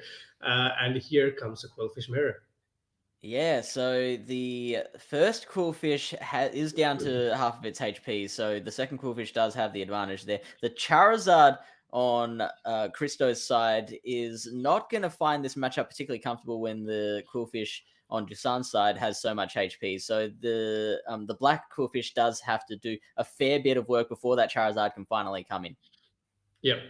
And as you can see, you can see the white Quillfish just absolutely going up to as much energy as it can muster from this matchup because it needs all of it to deal with what is coming in the back. And here comes a Charizard, and the Charizard unfortunately could not farm it down and takes an Aqua Tail, going unshielded, knowing that this will do less damage than potentially what is at the back here. In comes the Runerigas. Of course, the Runerigas is a ground type Pokemon, but the Runerigas takes a lot of damage from Blast Burns. And Well, yeah, that was just a we that was a couldn't see that. GG. It was over. Yeah, Christo just Christo just opted to let their Charizard just be farmed down because they knew that there was no way they were getting to even if they did get to a Dragon Claw and then a Blast Burn, I think the Runegregas is bulky enough that it could have survived the Blast Burn. Yeah. I think what he was trying to do was try and catch potential Scald onto the Poliwrath, but unfortunately the opponent going straight for dynamic punches. All right, game number 2. You have a Piloswine into a Charizard. This is not a bad matchup for the Piloswine, mostly because if the Charizard does not bait here, it does outpace the Charizard, and if it lands an Avalanche, it can most definitely shield once and farm down the Charizard as well. So I would say advantage is Piloswine. So as you can see, the Oh, that that was amazing. So yeah, words are not happening right now for that. That's okay. So Okay, let's go together. Okay, the Blast Burn coming out on Desan's side. So if unshielded, this will, I believe, one-shot the Human Quillfish. It's not that bulky. It does get the shield. And now, what are we going to see? Now we see the Moltres is on the team for Dusan's side. I don't think this is the right time to bring it out. I think we should be seeing the Pilot Line back out, and we do. Yeah, of course, it did end up. He did end up losing the Charizard, which is one of the most pivotal Pokemon in this meta, to the Quillfish, and the Quillfish does now have a lot of energy to play with. It gets to the second Aqua Tail. If unshielded, should be enough to send this Piloswine back into its Pokeball, and the Piloswine shields. At this point of time, you can potentially already know what is going to be at the back. An Infinity White player has potential. I think he has a good idea what is at the back, and sacrificing the Quillfish. And here comes the Poliwrath. Poliwrath in this matchup is not going to do great. Moltres is a hell of a beast, and a Sky Attack is enough to take out the Poliwrath. Let's see what the Poliwrath does. Shields up the first one and goes for this Scald or a potential Ice Punch bait. The only thing that could have potentially saved the Poliwrath was if it was running Ice Punch, but I'm pretty sure we've seen already that it does not have Ice Punch. So the Moltres will be getting to those Sky Attacks at the same rate as the Poliwrath will be getting to its moves, but Moltres just wins CMP over everything. So it's absolutely getting to those moves first. It's still on almost full HP, and it's got a couple of Pokemon left in the back to contend with. Yep. Oh wow, the Aqua Tail coming out, and I mean it's not going to be enough. Even though Moltres is so glassy, it will manage to survive on that much HP. And now the Charizard is going to valiantly try and wing attack down, but the Moltres getting the sweep. Yep, Moltres, absolute monster. Going for the Quillfish, the Piloswine double flyer strategy, which has worked absolutely amazing. Sacking that Charizard and to give the win. I think it was very well played. Two shielded Moltres, no way you can come back from there. Here is another a matchup that you will potentially play out a lot, but is that a bubble Poliwrath? No, it's not. No. Don't scare me, Count. Okay, we see Christo's Poliwrath throwing the first Dynamic Punch, drawing first blood, and it is unshielded. In this meta, holding onto your shields is such a huge thing. We see the first Dynamic Punch coming from Dusan's side now, and this again will be unshielded. So both players opting to hold onto those shields just for now, trying to hold on to them for later. And we get a catch on a Runegrius. This will be a double resisted Dynamic Punch. That is an excellent catch. One of the best you will see. Yeah, that is an absolute amazing catch. Yes, he comes in with a Quillfish. Quillfish does have a decent matchup against Runerigus. Runerigus being a part ground type Pokemon with access to these Phantoms will do super effective damage to the Quillfish. Quillfish, on the other hand, is doing resisted fast move damage, but both its moves hit like a truck, going straight for the Shadow Ball. This will send the Runerigus packing into its Pokeball, and whatever comes in next has to get through this Quillfish. The Quillfish is in a precarious position while Papa calls, but his Aqua Tail is gonna do about 25% to the Quillfish, and there it goes. Quillfish absolutely over farming, maximizing the energy that it can get from this matchup. This cup is all about how much energy you can keep on your Quillfish, on your Poliwrath, or on your Charizard. You can see the backline. It's a Poliwrath and an Electivire. Poliwrath is energy dry, so the Electivire has to come in here, but this Quillfish is in such a good position to absolutely take this match by the storm, farming down just enough and throwing this Aqua Tail before the Poliwrath can get to the move, and it's going to take it out.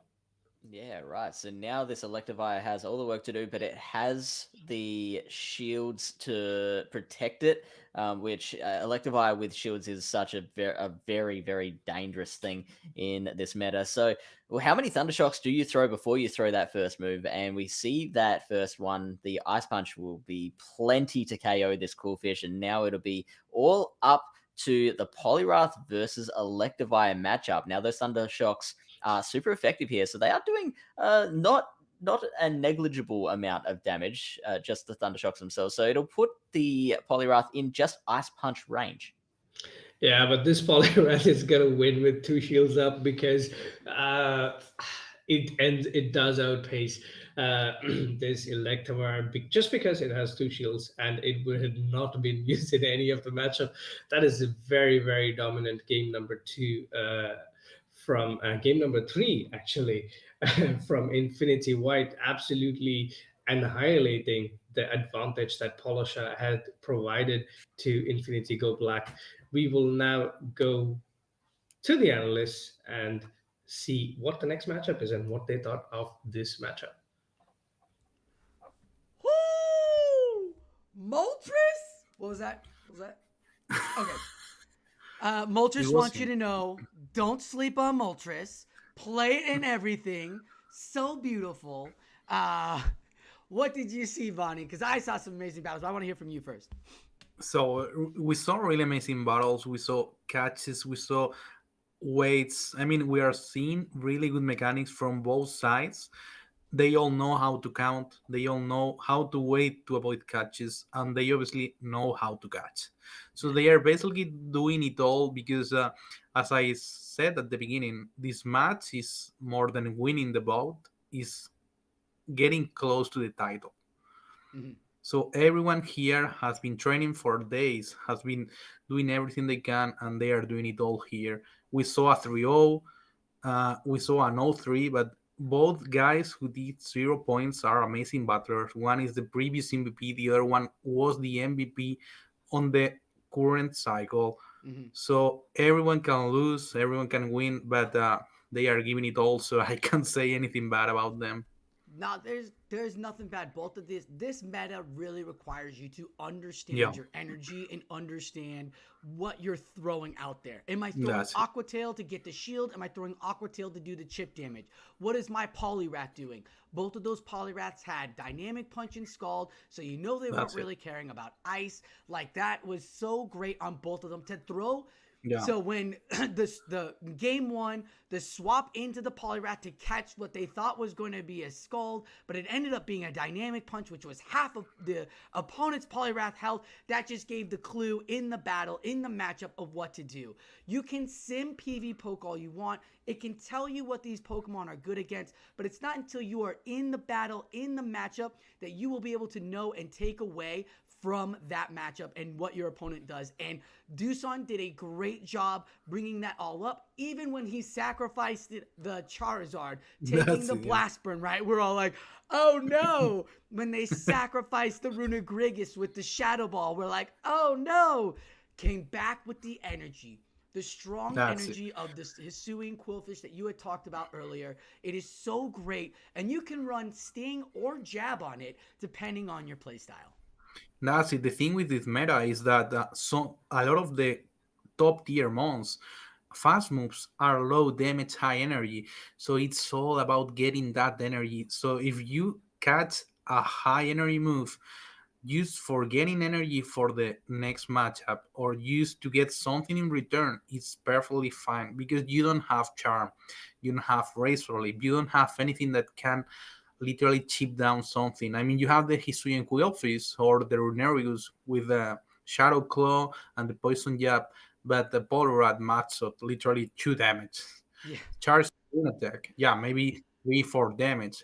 But those moves are not going to kill. I mean, if you wait for Poliwrath to farm down another Poliwrath, it can take ages. Yeah, absolutely. And like you were saying, that the fast moves aren't going to be where your damage is. That's not where you give your damage. It's where your energy is coming from. So if you That's make it. that great catch onto the Blast Burn, onto the Charizard, after they just built it up, and then bring in a Quillfish to come in to have That's it. energies for Shadow Balls or Aqua Tails, even the opposing Hisuian Quillfish, which is what most battlers are bringing against Quillfish, is their own Quillfish or their own Poliwrath. Like, put any extra energy on that, and Quillfish can Shadow Ball the Poliwrath or hit you with something fun and exciting. It looks like we just lost vaNNii's video on stream, and I'm going to go check on that, but I will talk about the second Ember Cup there. I don't know how that happened because I still see him in my chat, so I'm going to copy that link.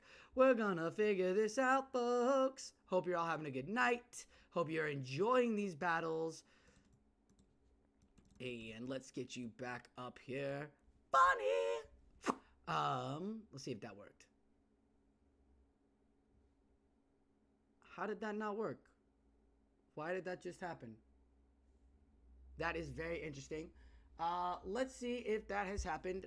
All right, well, I try to figure out what's going on with vaNNiii. We're going to talk real quickly about Ember Part 2. Oh, that's why, because the Fates didn't want us to see vaNNiii battle Emilio. So I'll analyze vaNNii's team so that way he doesn't feel so attacked. But he's rocking that #1 Gligar, which is amazing Pokemon here on his team.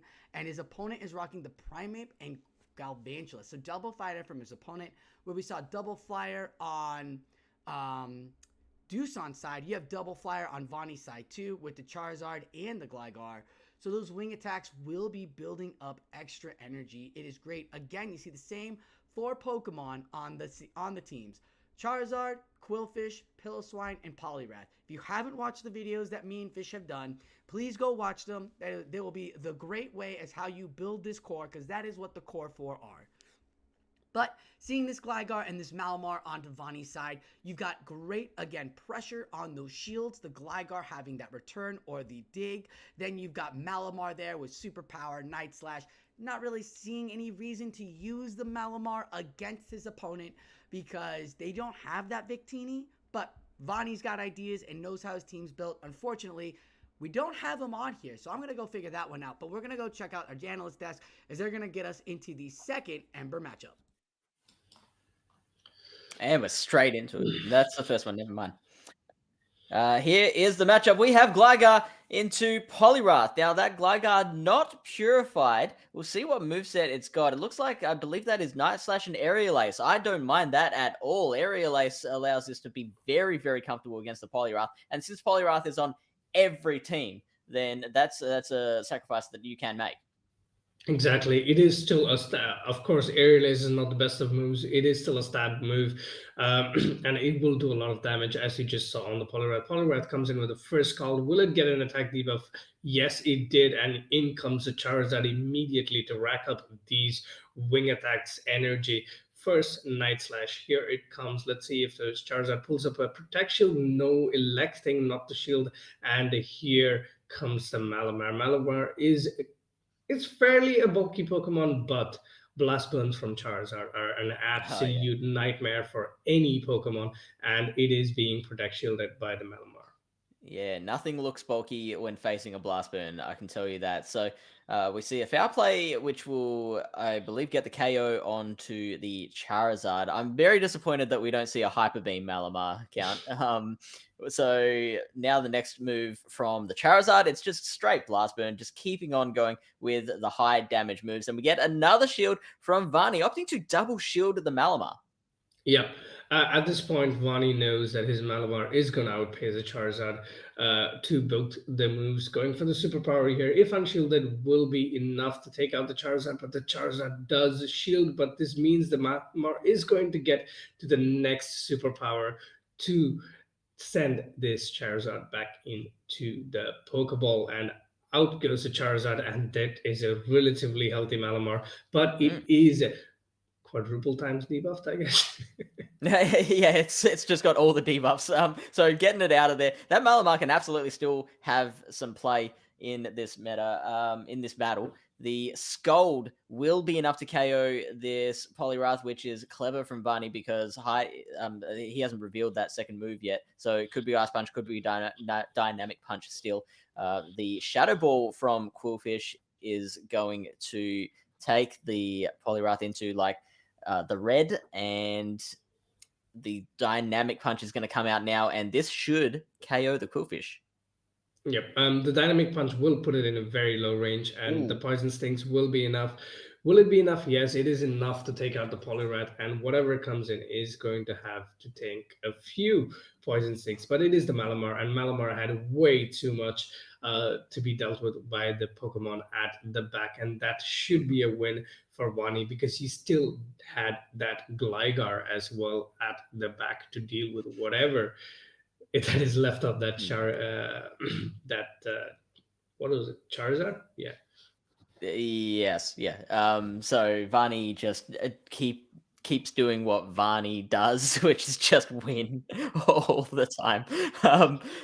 This one's not as favorable a matchup for the Gligar, which is against the Hisuian Qwilfish. Now, the fact that the Qwilfish is not running Ice Beam is somewhat of an advantage for the Gligar, but the fact that the Gligar is running the Aerial Ace rather than Return, that is a disadvantage because Aerial Ace is not going to do that much. The Gligar, the Qwilfish can tank one very easily. Yeah, Qwilfish in this case will outpace the Gligar for two Aquatels, and two Aquatels are barely not enough to take the Gligar out. vaNNiii knows this and potentially is going for the no shield. And will he get to the move? Yes, he does, but it is being caught on that Charizard. Absolutely amazing play from the Infinity Black player, but that does chunk quite a bit of HP on that Charizard. And here comes his very own Charizard, and this is a mirror and a half to see. Goes. So, I mean, the Charizard on vaNNii's side is low enough HP that the other Charizard can just throw the Dragon Claws. It doesn't have to build up to a Blast Burn, which makes it a lot easier to play. And looks like that's just they're letting that one go. So now the next Pokemon can come in, and as vaNNiii mentioned, it's a lot of it's very little fast move pressure here. So even though that Charizard is on such low HP, that Qwilfish has still got to get up to a full Aqua Tail, which it does not do. The Charizard getting to a Dragon Claw, and now Poliwrath's got to do the same thing, where it's got to try and get a Mudshot farm down, or try and build up to a Scold and throw an entire Scold on this thing. Yeah, the Poliwrath at this time can potentially no shield, but losing track of energy. In comes the Piloswine. Piloswine's high horsepower does about 68% to that Poliwrath. I think 60 or 70%. Yeah, more or less. And here comes the first Scald, hoping for a debuff here because this looks really, really bad for vaNNiii because Poliwrath will do a lot of work here, going for this high horsepower. If shielded by the Poliwrath, will be enough to secure this match, but the Poliwrath does not shield all the way in the red. It needs too much to do at this point against that Charizard and Piloswine wins that charge move priority here, and if shielded, it will take out the Poliwrath, and the opponent knows that whatever he does, this game is done and dusted. Not shielding that high horsepower absolutely flipped that game on top of its head because that Charizard had no energy. Yeah, I think that was a clear decision there from Emilio, thinking that my only win condition here is to shield an avalanche bait. They knew that if they shielded an avalanche or if they let through a high horsepower, they were going down. So I think that was just a risk that Emilio had to take. Yep. All right. Game number 3. This is, well, technically speaking, right? If you have a rank 1 Poliwrath, you can win this matchup straight Scald, even if the Charizard baits. But I don't think running a very high rank Poliwrath is recommended in a meta where CMP is everything. So here comes the first Scald, and it's being shielded by the Charizard, and opting to wait a turn and then throw this Blast Burn. This Blast Burn will most definitely take this Poliwrath out. That is absolutely amazing. It knows exactly how much damage a Blast Burn will do, and now is a Charizard with a Blast Burn Sword is an easy shield from any Pokemon in this meta, and going straight for the Blast Burn. Does vaNNiii shield Shield it, this? shield it, vaNNiii, shield it, vaNNiii. Oh, vaNNiii. Oh, kept me on the edge of my seat there. Now we get Oh, so an many amazing catch. nice But catches. what we failed to notice is this Quillfish is running that Ice Beam for that. It is running that Ice Beam. Okay, it's been swapped out immediately into the Gligar. Gligar with Aerial Ace is going to have a very, very good matchup against this Poliwrath. It can throw 5 more wing attacks before throwing the next Aerial Ace. It will effectively have maximized the energy it can get in this matchup. And here it comes, and there's the aerial ace, and this should be enough to take that Poliwrath out if unshielded. And Poliwrath is not shielding this. And there goes the Poliwrath. Let's see what comes back in. It is the Mamoswine. Mamoswine is Piloswine is in a very, very good position because it now farms down this Gligar, and that is a lot of energy.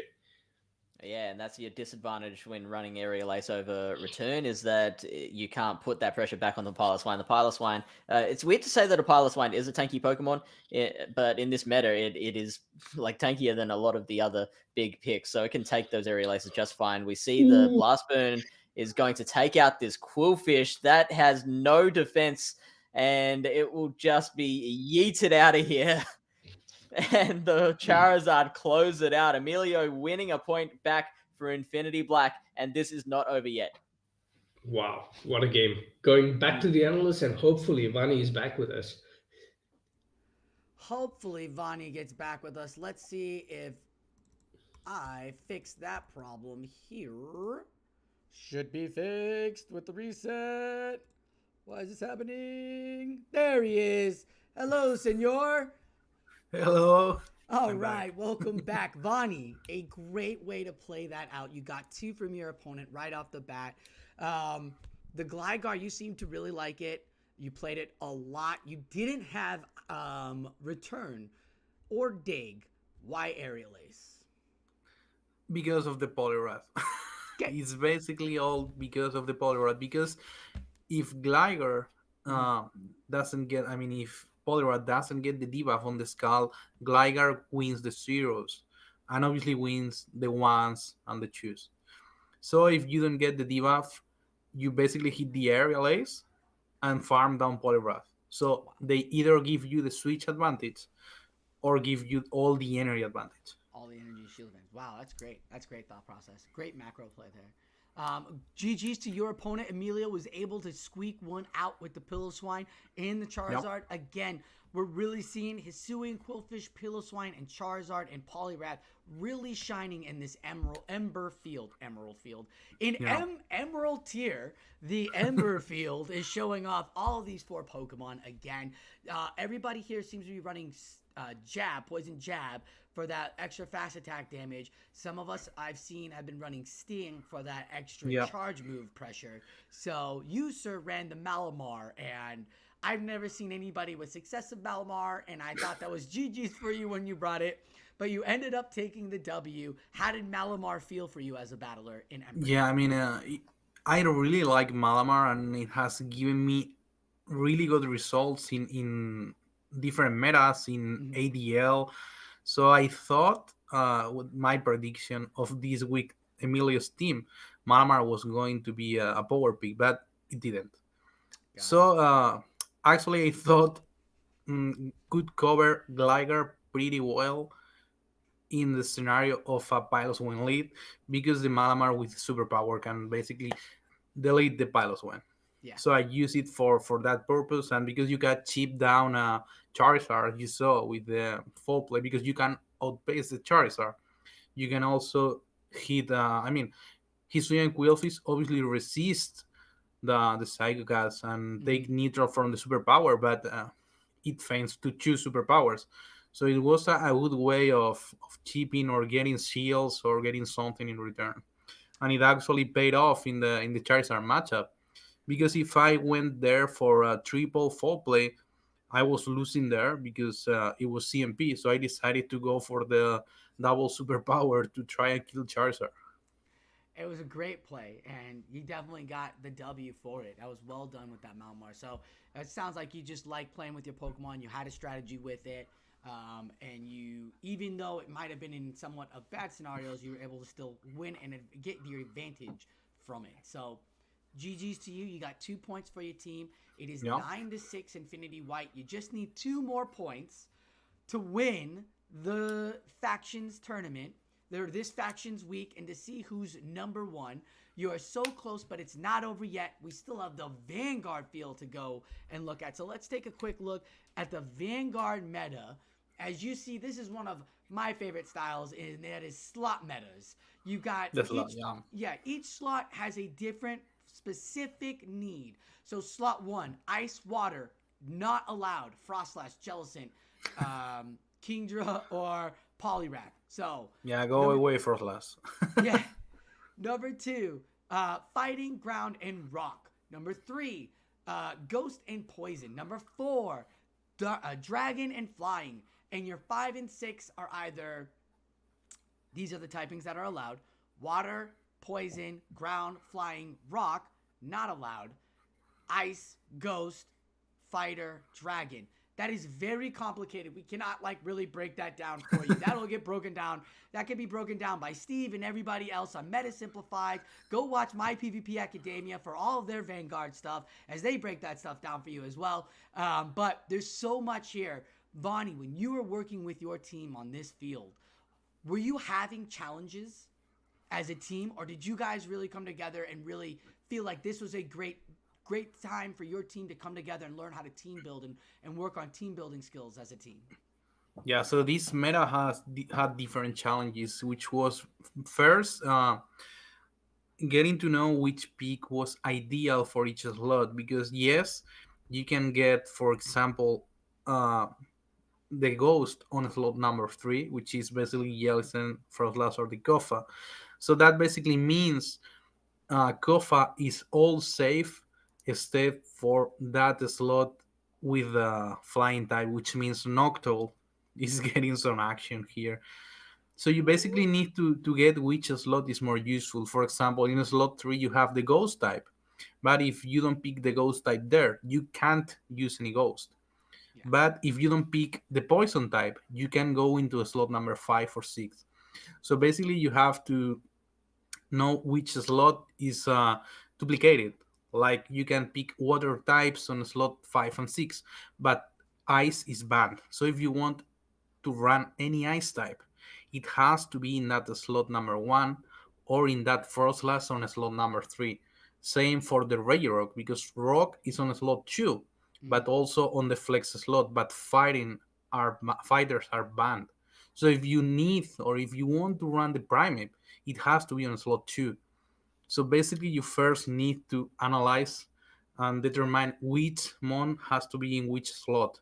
Yeah. And then after that you basically build the top meta for each slot, and you can start designing like counter pick strats, anti-meta, and everything. Yeah, it is very strategical, and if you're a battler who likes Cofagrigus, you're gonna have Yeah, to. Your slot 3 is already taken, so now you're is the looking into yeah. slot 2 for your poisons. But that takes away from extra flyers. If you want to go with the dragon typing in slot 4 instead of slot 1, instead of Noctowl in slot 4, like there's so much play here and so many intricate plays. I'm telling y'all out there, trainers, there are plenty of Silph enthusiast content creators out there. Palatown PvP, My PvP Academia, PBN, like PvP Steve, go check them out. They've breaking this stuff down for you. We aren't going to do it. We're going to look at the teams though and see what these teams came out with, because these teams were fire. Some of these teams had some really interesting picks. And as you see, we've got Walrein, Primate, Frostlash, Dragonair. Like we said, Dragon in the 4 slot. Yeah. Stunfisk, and Noctowl. On the white side, you've got Melodic, Primate, Jellicent, Dragonair, Crawdilly, and Noctowl. So both fanning the Dragon Breath on their slot 4. How do you feel about That's this, it. vaNNiii? So basically, if you want to run a real dragon, you need to put that dragon in slot number 4. Easy for dragons are ice, and as you can see, Patoman is running double ice. So the Dragonair of Leonardo is going to have issues. Also, he decided to run some grass type, and you can see again double ice type, so that Crowley is going to have a bad time. But the good thing for Crowley is if there is no shield in play, he can basically one shot everything Mm, yeah. because he's the shadow Crowley. Yeah, and shadows are allowed in this meta. Unlike That's Ember, it. shadows are not allowed. Shadows are allowed. It wasn't part of the ban. That's very interesting. Crawdilly, that rock grass typing that you get to have put yourself pressure against all those water types that you might see out there. Crawdilly, an excellent choice. I like the Stunfisk on um, on Pitman's side, but Yeah, I don't think it's gonna put that much play that's it. Yeah. in this round. I think it's a great pick for Vanguard if you're trying to pick for Vanguard. It's got that ground typing to help against the rock. You got to put pressure against those flying. But if you have that much ice, right? Why are you do like Stunfisk then is just for rock, but Yeah, unfortunately that for the him, Stamfis is just for the Noctowl. Use like Noctowl, you can't play. You know. yeah. But yeah, there's so many other things that they can use on the Noctowl too. And not gonna lie, if you close combat Yeah. a Noctowl on a Primate, that's 91 HP off that Noctowl right there. So just a heads up if you thinking your Noctowl opponent feels safe. But this is a great matchup. We've been talking so much on Vanguard. We're gonna go down back to the analyst desk to see this first matchup play out with these two battlers. So casters, take it away. All right, back to the analyst desk apparently. Hi, analyst. How are you doing? I'm good, thank you, analyst. So we have Dragonair into Noctowl. Dragonair is, I mean, Shadow Dragonair particularly. I love Shadow Dragonair. It's really safe. It gets some wins that you don't think it should get, and we're gonna see it try and take on this Noctowl. Gonna grind it down with some of that Dragon Breath damage. Has an Aqua Tail / Body Slam ready to go. The Body Slam is the better move to throw because it is a higher damage per energy count. The Noctowl opting not to shield. Let's see how much damage this does. Oh, that does quite a bit of damage. And immediately swapping into this Primate. Primate is not the bulkiest of mons. Coming in with a Primate to tank this energy means he is kind of reading what is happening at the back. Primate comes in, tanks the Aquatel, but I do not think this is enough for a farm down. Oh, that's Oh, a that was a risky play. simultaneous KO. Oh, that is Yeah. absolutely insane. But we know, looking at the teams, that Milotic has no answer on the side of, I'd say, Patoman. Yes. So Milotic comes in and it's going to do an absolute monster of a work. Of course, it is shield down, but it is one of the bulkiest Pokemon that you can play in this meta. Oh wow, we do see that shielding an avalanche, so that is a bit of a disadvantage for the Milotic, but that Dragon Tail adds up. Even though it doesn't have that same type attack bonus, it still does so much work. Milotic is always an underrated pick in any meta it's eligible for. It always just sneaks up on you. Yeah. And look at the damage it's already done to the Frostlass with just the Dragon Tails. Frostlass already down to 40% HP, and in comes the Shadow Ball and puts his Milotic in the red. At this point, I think whatever you do, there is no coming back for Leonardo, because the Frostlass is going to farm down in Milotic, and whatever comes in after, he is not going to like it. Yeah, Primeape is there. It doesn't have the energy. I mean, Primeape would win on charge move priority, but this Shadow Ball is going to come through first. Now, Primeape could just live, and those counters are there. It does live, but the Noctowl there then comes out and is like, "Don't worry, I got you. I'll finish this off for you, Frostlass," and it takes out the rest of the Primeape. Yeah, that was a very, very smart move there. I think throwing just before the last wing attack for just before two moves are on the Noctowl, just in case to give your opponent the false sense of security to throw the next sky attack on charge move priority, and it was very, very well done. Unfortunately, sacking that Poliwrath, that Primate proved absolutely amazing.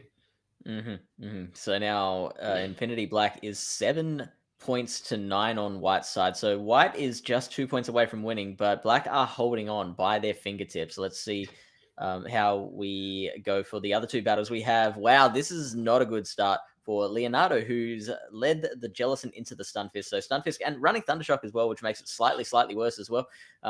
We see the Jellicent is running the double nuke moveset of Ice Beam and Shadow Ball. So the discharge coming through, which will take a bit of a chunk out of the Jellicent, but Jellicent not worried just yet, opting to not shield it. Yeah, this charge does do a lot of damage to the Jellicent, and the Ice Beam is super effective on the Stunfisk, so it does put the Stunfisk exactly where that Jellicent is. Knowing the timings, throwing just before the Jellicent can do any damage with another move, and Leonardo opting to let the Jellicent go, and this Stunfisk is still amazingly healthy. And looking at the back line, it still has a lot of work to do. And here comes Yeah. another discharge. This is the third discharge, and the Stunfisk is still not in the red.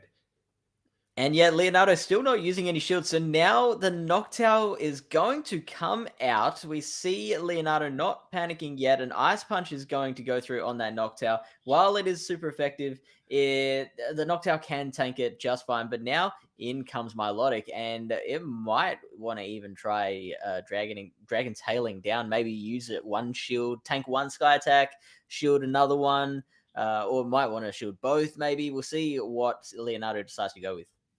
Yeah, he goes with throwing the charge move immediately. Now he is a shield down against Pataman. Let's see how much Frostlass can do with a shield advantage. But we have to also know that this Stunfisk is pretty healthy.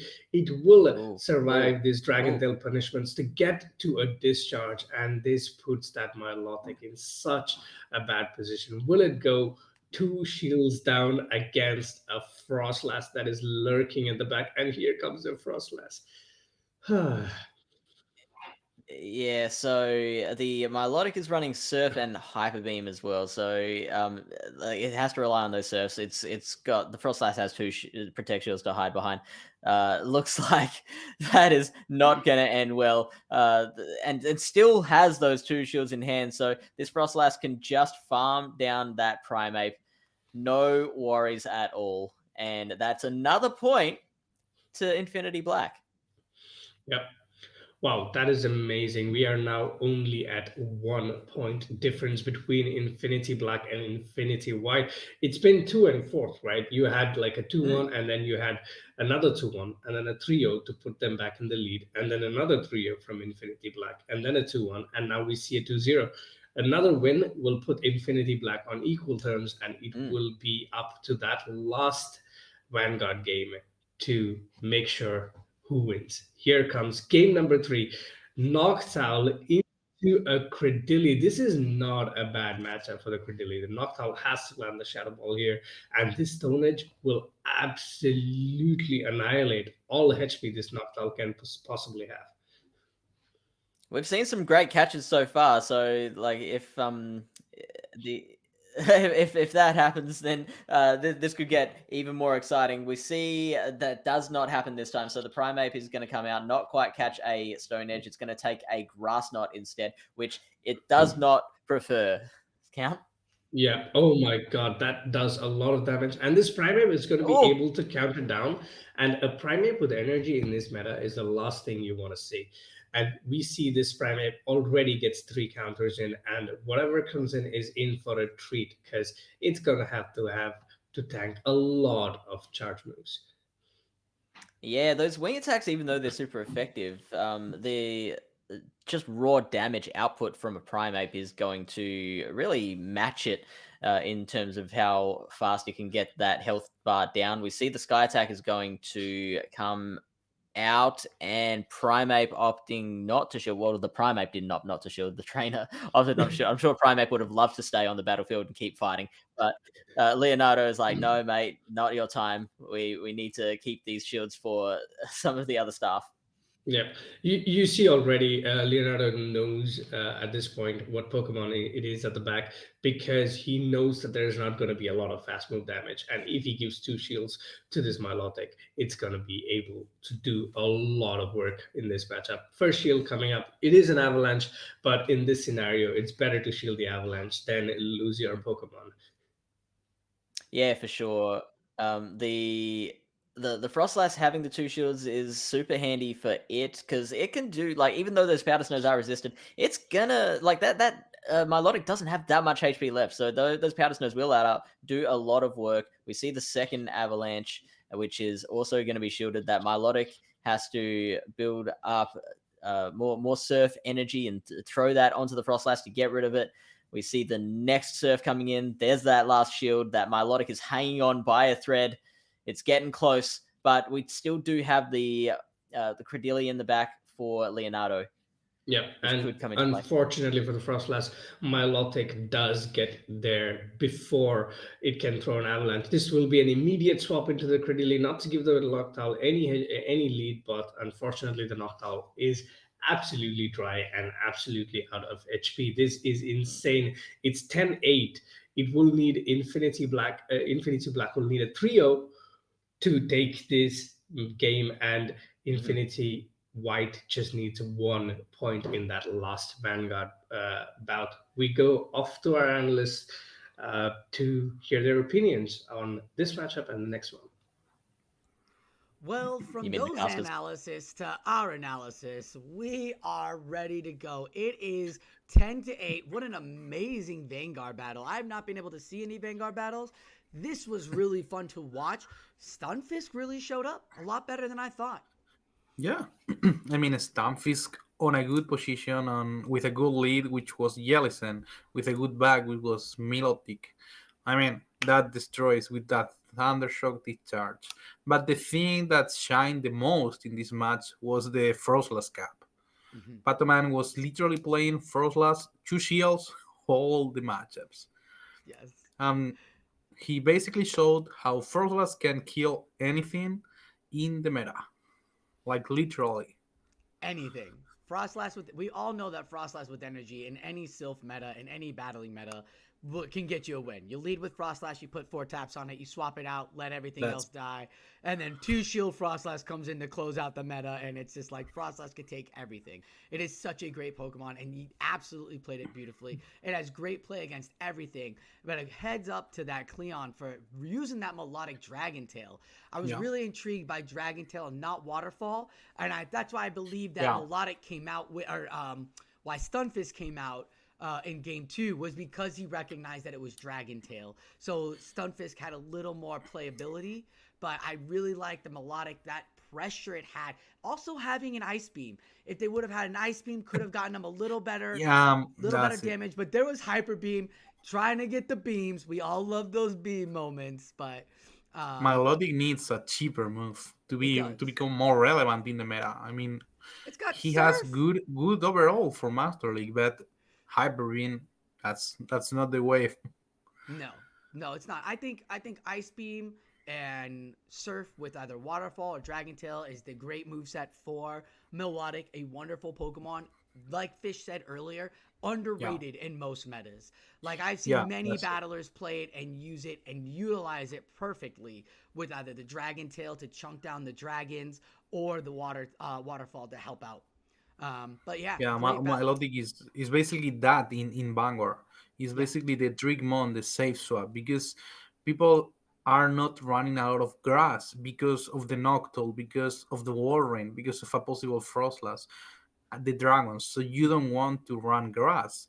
So basically, Milotic is really safe because it actually serves as the dragon counter with the dragon tail, and it's also a kind of ice counter because you literally put a lot of pressure with the dragon tail and the surfs. hmm So you can basically chip down anything, get the lead, get shields, or get to put something in farm range. That's the key with Milotic in this cap. Yeah. We're going to look at the next matchup as it is the last matchup of the night. It is Soroka versus Zardy. Um, we got another melodic and we got Regirox on the field. vaNNiii, what are you seeing, sir? I mean, you have again the melodic because it's the neutral mon because you can use it as safe. So it can beat the Stamfist with energy. It can beat Rayrok, but you have to be careful because Rayrok Zap Cannon literally one shot the melodic. So that's a tricky one.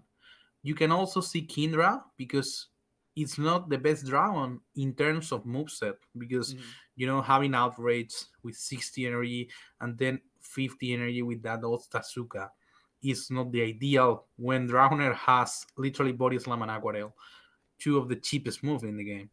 But the good thing and the advantage for Kindra is you don't take super effective from ice. Yeah, So that's why Sardi is running that Kindra. I like that. And a really weird thing for this team is he is not running any ghost type. He uses slot number 3 for the Mac. So he's Is running it the because he poison wants type. that Dark Pulse? He likes that Dark Pulse Thunder Yeah, Pulse matchup. Muck having a great move set charge move of Poison Jab, Poison Sting, but has the Thunder Punch and the that's it. Dark Pulse for it, and It's another sleeper for this cap yeah. because it literally walls the Primeape. It can kill the Noctowl and the Warren, and Mhm. those are like the top three.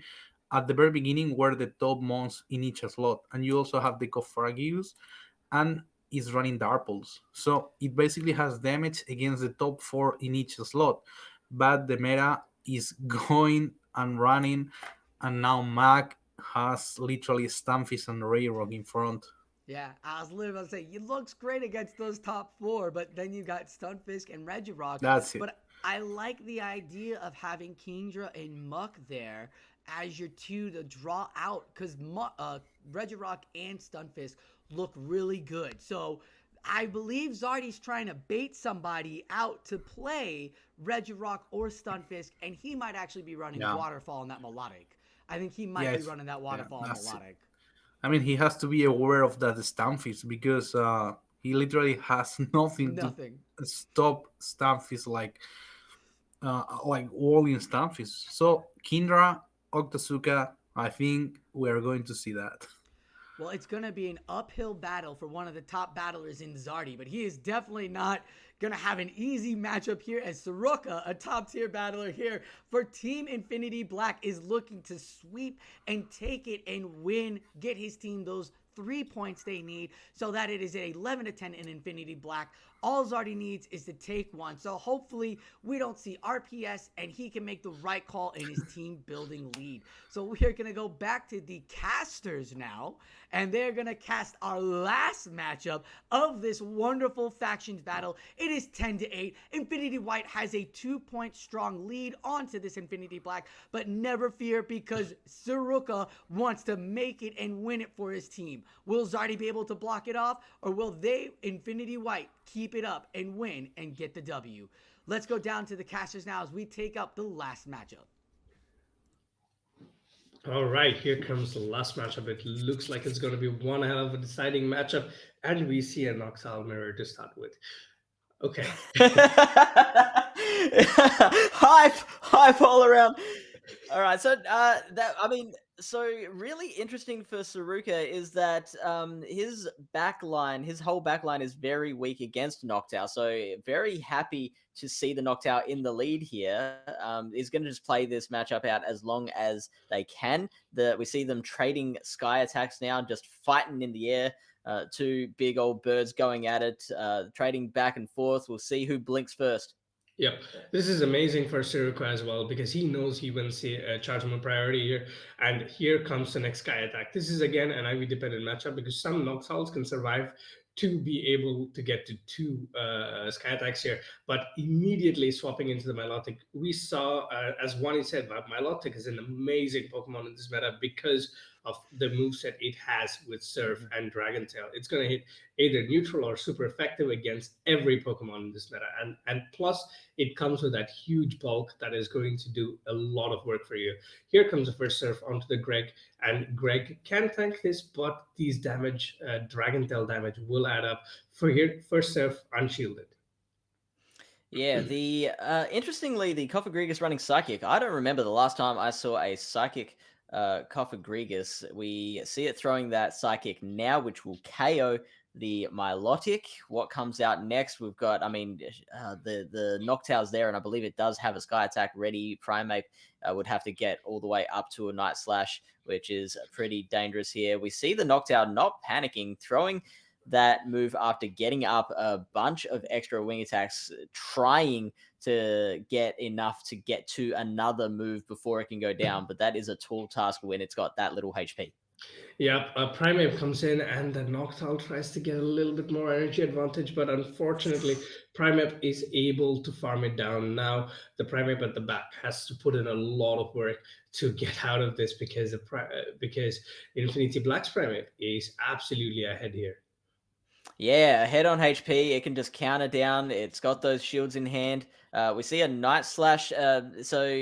Zardy opting to go the Night Slash to try and get that boost, which could maybe flip things, probably not enough, and doesn't get that boost anyway. So that Primeape is now there Oh to my finish god, off that what Noctowl. a game. And what I, a counter down. I was just going to Eh, say that Primeape was going to yeah, punch its way out of this, and it absolutely yeah. did. Tsuruka picking up that 1 point, and now they are just 1 point off each other. Game 2 is going to be crucial. If Infinity Black slips or sleeps for even a single second, this bout will be over. Yeah, so I'm interested to see if Saruka goes for that backline double weak to Noctowl again, but does not this time. It's the Kingdra into the Cofagrigus. This is a pretty neutral lead scenario, isn't it, Count?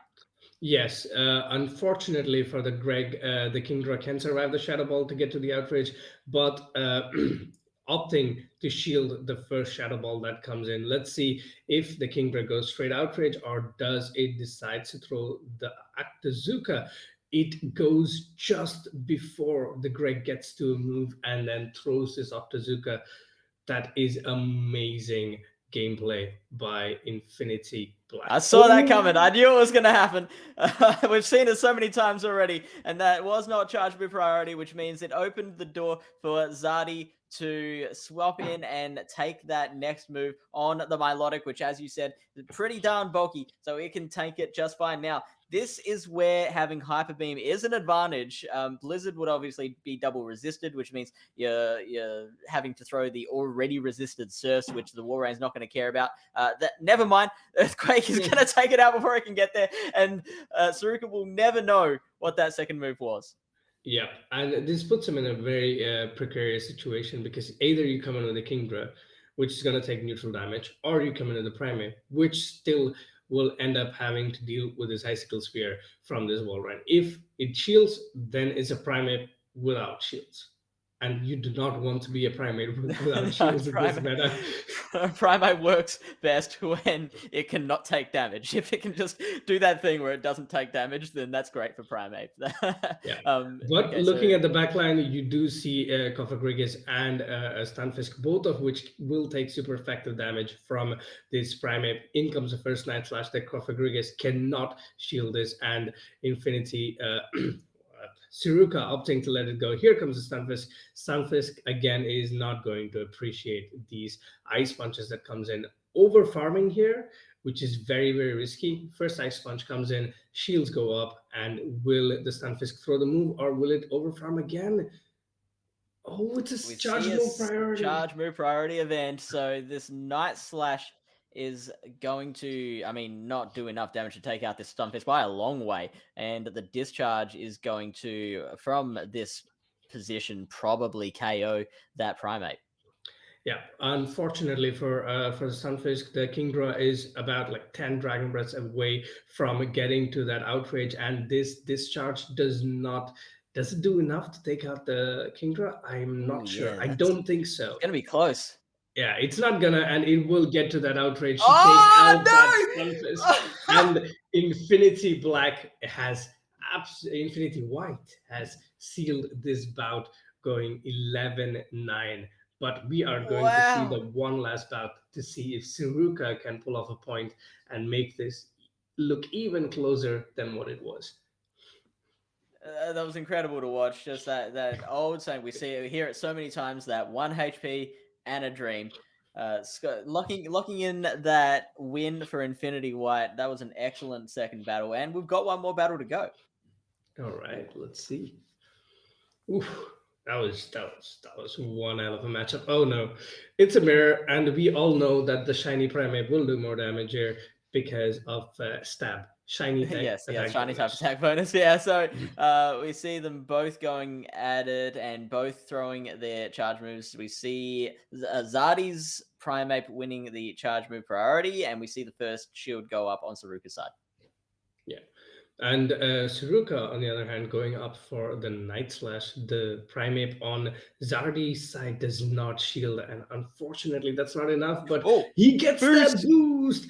But this boost onto a Kingdra is absolutely, well, not enough.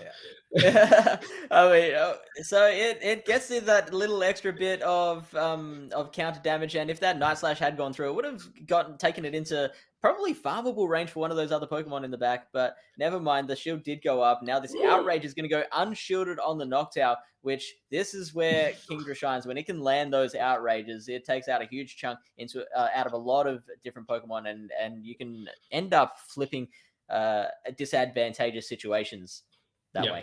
Yeah, and this looks really really good, even though it's a Pokemon down. But the Primeape can just one hit KO this Noctowl. We both know that the Primeape on Siruka's side does not have any a lot of energy, and that means that here comes the Stunfisk. Stunfisk, of course, is going to do super effective damage to this Milotic, but we know Milotic is doing so much damage with that Dragon Tail.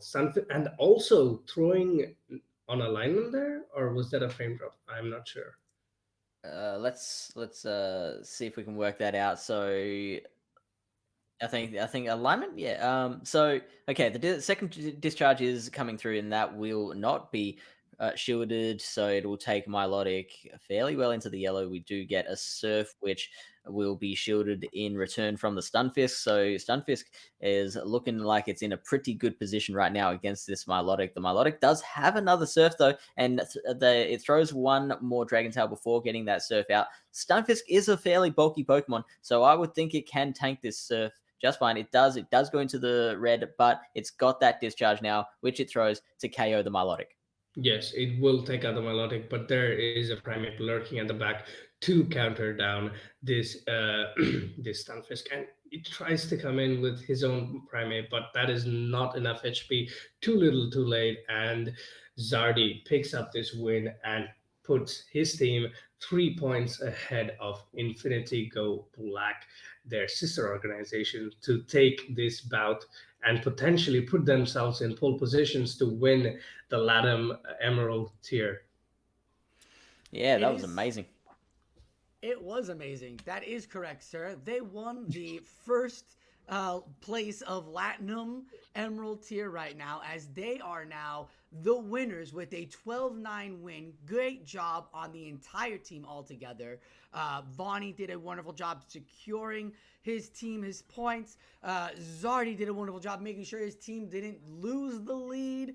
Great job by Polisha to make sure that her team jumped into it, into the Infinity Black Battlers, who kept their team at the end in this matchup here. A wonderful job by all battlers all around. vaNNiii, what did you see as the captain? What do you have to say for your team, and what did you see from this week? I mean, I'm really glad we were able to win this bout because we took advantage of the other team that was with 3 wins losing this week. So we are alone on the top now. So that's a pretty chilling spot, to be in week Yeah, number 4. So I'm really glad that we were able to take that bout. that's Yeah, great. And it must have been huge. And yeah, also, vaNNiii, did you resign your job or something? Why are you not what? playing closer? Yeah, why aren't you playing close? It's just how we laid it out. It doesn't matter. I'm pretty sure vaNNiii was like, all right, guys, everybody's done. I'm in here now. I'll do it. We laid it out the way so that he didn't have to play closer in the video matchup. Okay. So you did play closer. Yeah. No, I played with 6-6. Oh, okay. That makes But sense. the first thing is, last 3 matches were played in like 20 minutes span. Oh, wow. Okay. I understand. While I was playing, the Ultra League was playing, and then Thardy was actually the last match Oh, with the okay. same score. Jesus. Wow. So that's really tight altogether. Just figuring it out as your team. Like, did we do it? Did we do it, guys? Yeah, you go there and play your match, and when you finish, you are like, okay, I hope the other guys did it, you know? Yeah, absolutely. I totally understand what you're saying with that. Um, as we are wrapping up here on the FSPN for Silph Arena, I don't know why my volume just got so low. That's so weird. This audio is just so. Anyways, thank you, casters, for being here, a part of this. We had a wonderful run seeing all 7 of these. Which is your favorite group so far out of the factions? Did you guys like the restrictions on the GL, the UL, and the ML? Were you a fan of Ember or are you a fan of Vanguard? Fish, we'll start with you. Which one? Just one and a quick little thing about it. I'm really liking the Ember field. That's probably because I'm doing well. If I was losing, I'd be saying like, "Oh, this meta is terrible." But no, it's I have been doing quite successfully myself at the moment with my Silph ranked Ember Cup battles. So I'm really enjoying it. And like I think it was you, Sosa, pointed out, like it's there's a lot, or it might have been vaNNiii, a lot of play between those 4 main Pokemon, and then some versatility with the last 2 picks in your field. Like you can go in a few different directions with those. So yeah, I like that. Nice. Mr. Count, Mr. the Count, Dean. No, for me, it's always going to be Ultra League.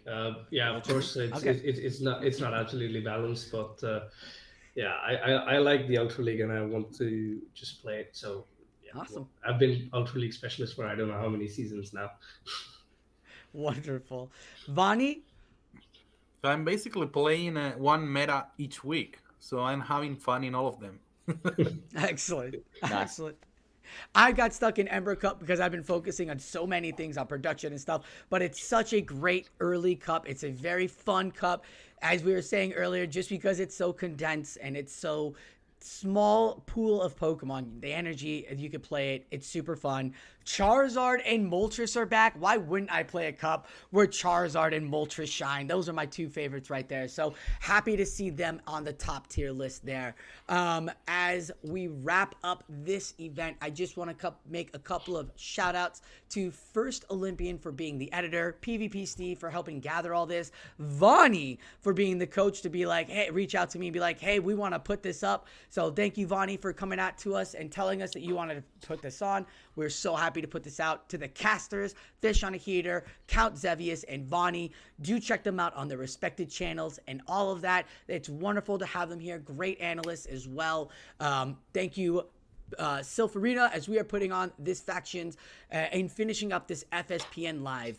And that being said, as we end the FSPN live, I do want to talk about the meta of Season 5 of Silph, as that has started this month as well. And Ember Cup is the month-themed cup of this January. So everything we've learned from factions is for the new meta for Silph. So if you haven't tried out your first round waves or anything like that, go check it out. Try out the Ember Cup. Weather Cup is available this week and next week for ranking as well for the month of January. So gentlemen, have you had a chance to look at any of Silph Season 5? So I basically have seen every info of Seal, but as I said, I'm not playing yet. I don't know if I will be playing, probably not, because after 4 long seasons on the leaderboards, you have to take a rest yourself. Absolutely. But Burnout basically, is these new changes they implemented, having less tournaments to play, having 2 months to rank to have the waves, including open Great League, so you can also practice for play Pokemon events, and having all the rounds with the same weight. I think those are reasonable changes and can help everyone because you have to play less games. And from my perspective, having to play less games is really valuable because you end up, I mean, I have been playing 6 tournaments of 7 rounds each month for like 2-3 years. So you end up really bursted about that. So having to play half that tournaments is really nice, and I'm glad for the guys playing this season. Yeah. My PvP Academia, any thoughts on the new Silph season? Well, I really like, as Vani said, I really like the fact that we can practice a diverse amount of metas, and also inclusion of the play Pokemon events is huge because you're in the end going to be able to host a lot more tournaments, a lot more live tournaments, because a lot more players are going to be interested in participating in these play Pokemon, let's say, open Great League formats as well. And Silph repeatedly keeps putting out like really, really good metas. Ember, for example, is a really good meta, and I like that a lot. February meta is also going to be very interesting. I've just played a few tournaments in Ember. Unfortunately, I got locked into my first tournament with a bubble Poliwrath that I forgot to TM. ended up going one and ended up going 1-2, and I had to get the hell out of there. You farm down the Charizard.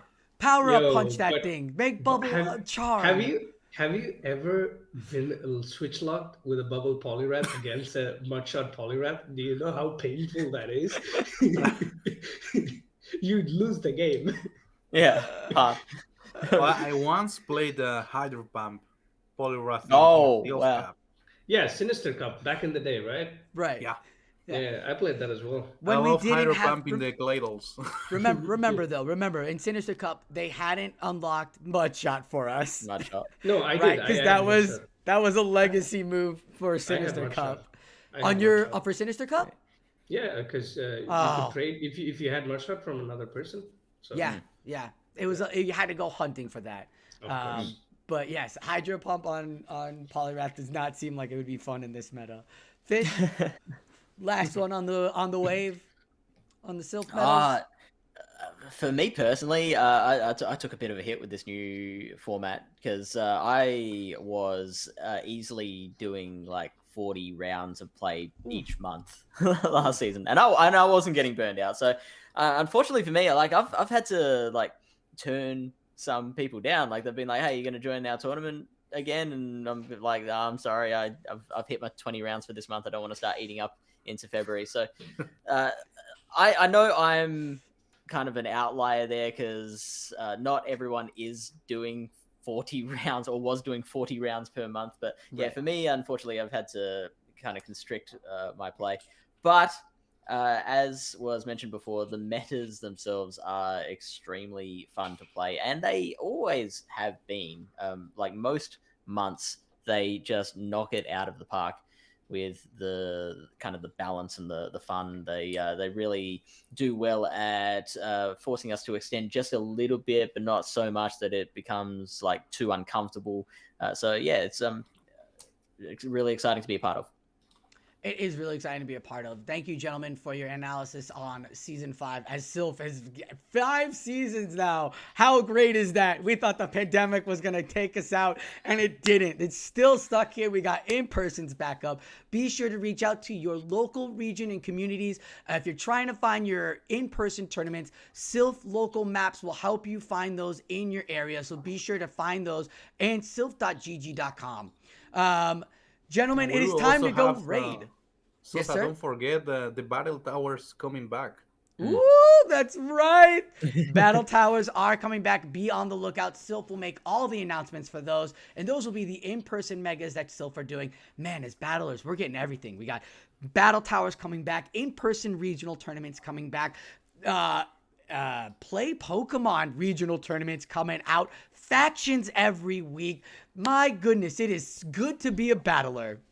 But we are about ready to dip out of here. I think we're going to go raid Zardy, who was watching us on stream and is actually live streaming this as well. So if my mod out there can go hit me, there it is. Silph Arena. Going to go check out Zardy. Again, thank you, FishOnAHeater, CountXevious, and vaNNiii for joining me. Check out Palatown PvP, My PvP Academia, Infinity Go, or Poke Battle Network, where you can find me for all more of these great productions and live streams. Gentlemen, you are wonderful. Appreciate you all. Trainers, hopefully you enjoyed the battle. Congratulations again to Infinity White for their wonderful first place run here of this week. We'll have to see how next week plays out, as that factions has started already. So good luck out there, Infinity, and we are ready to go. So thank you all for watching Silph Arena, and like always, enjoy your battles.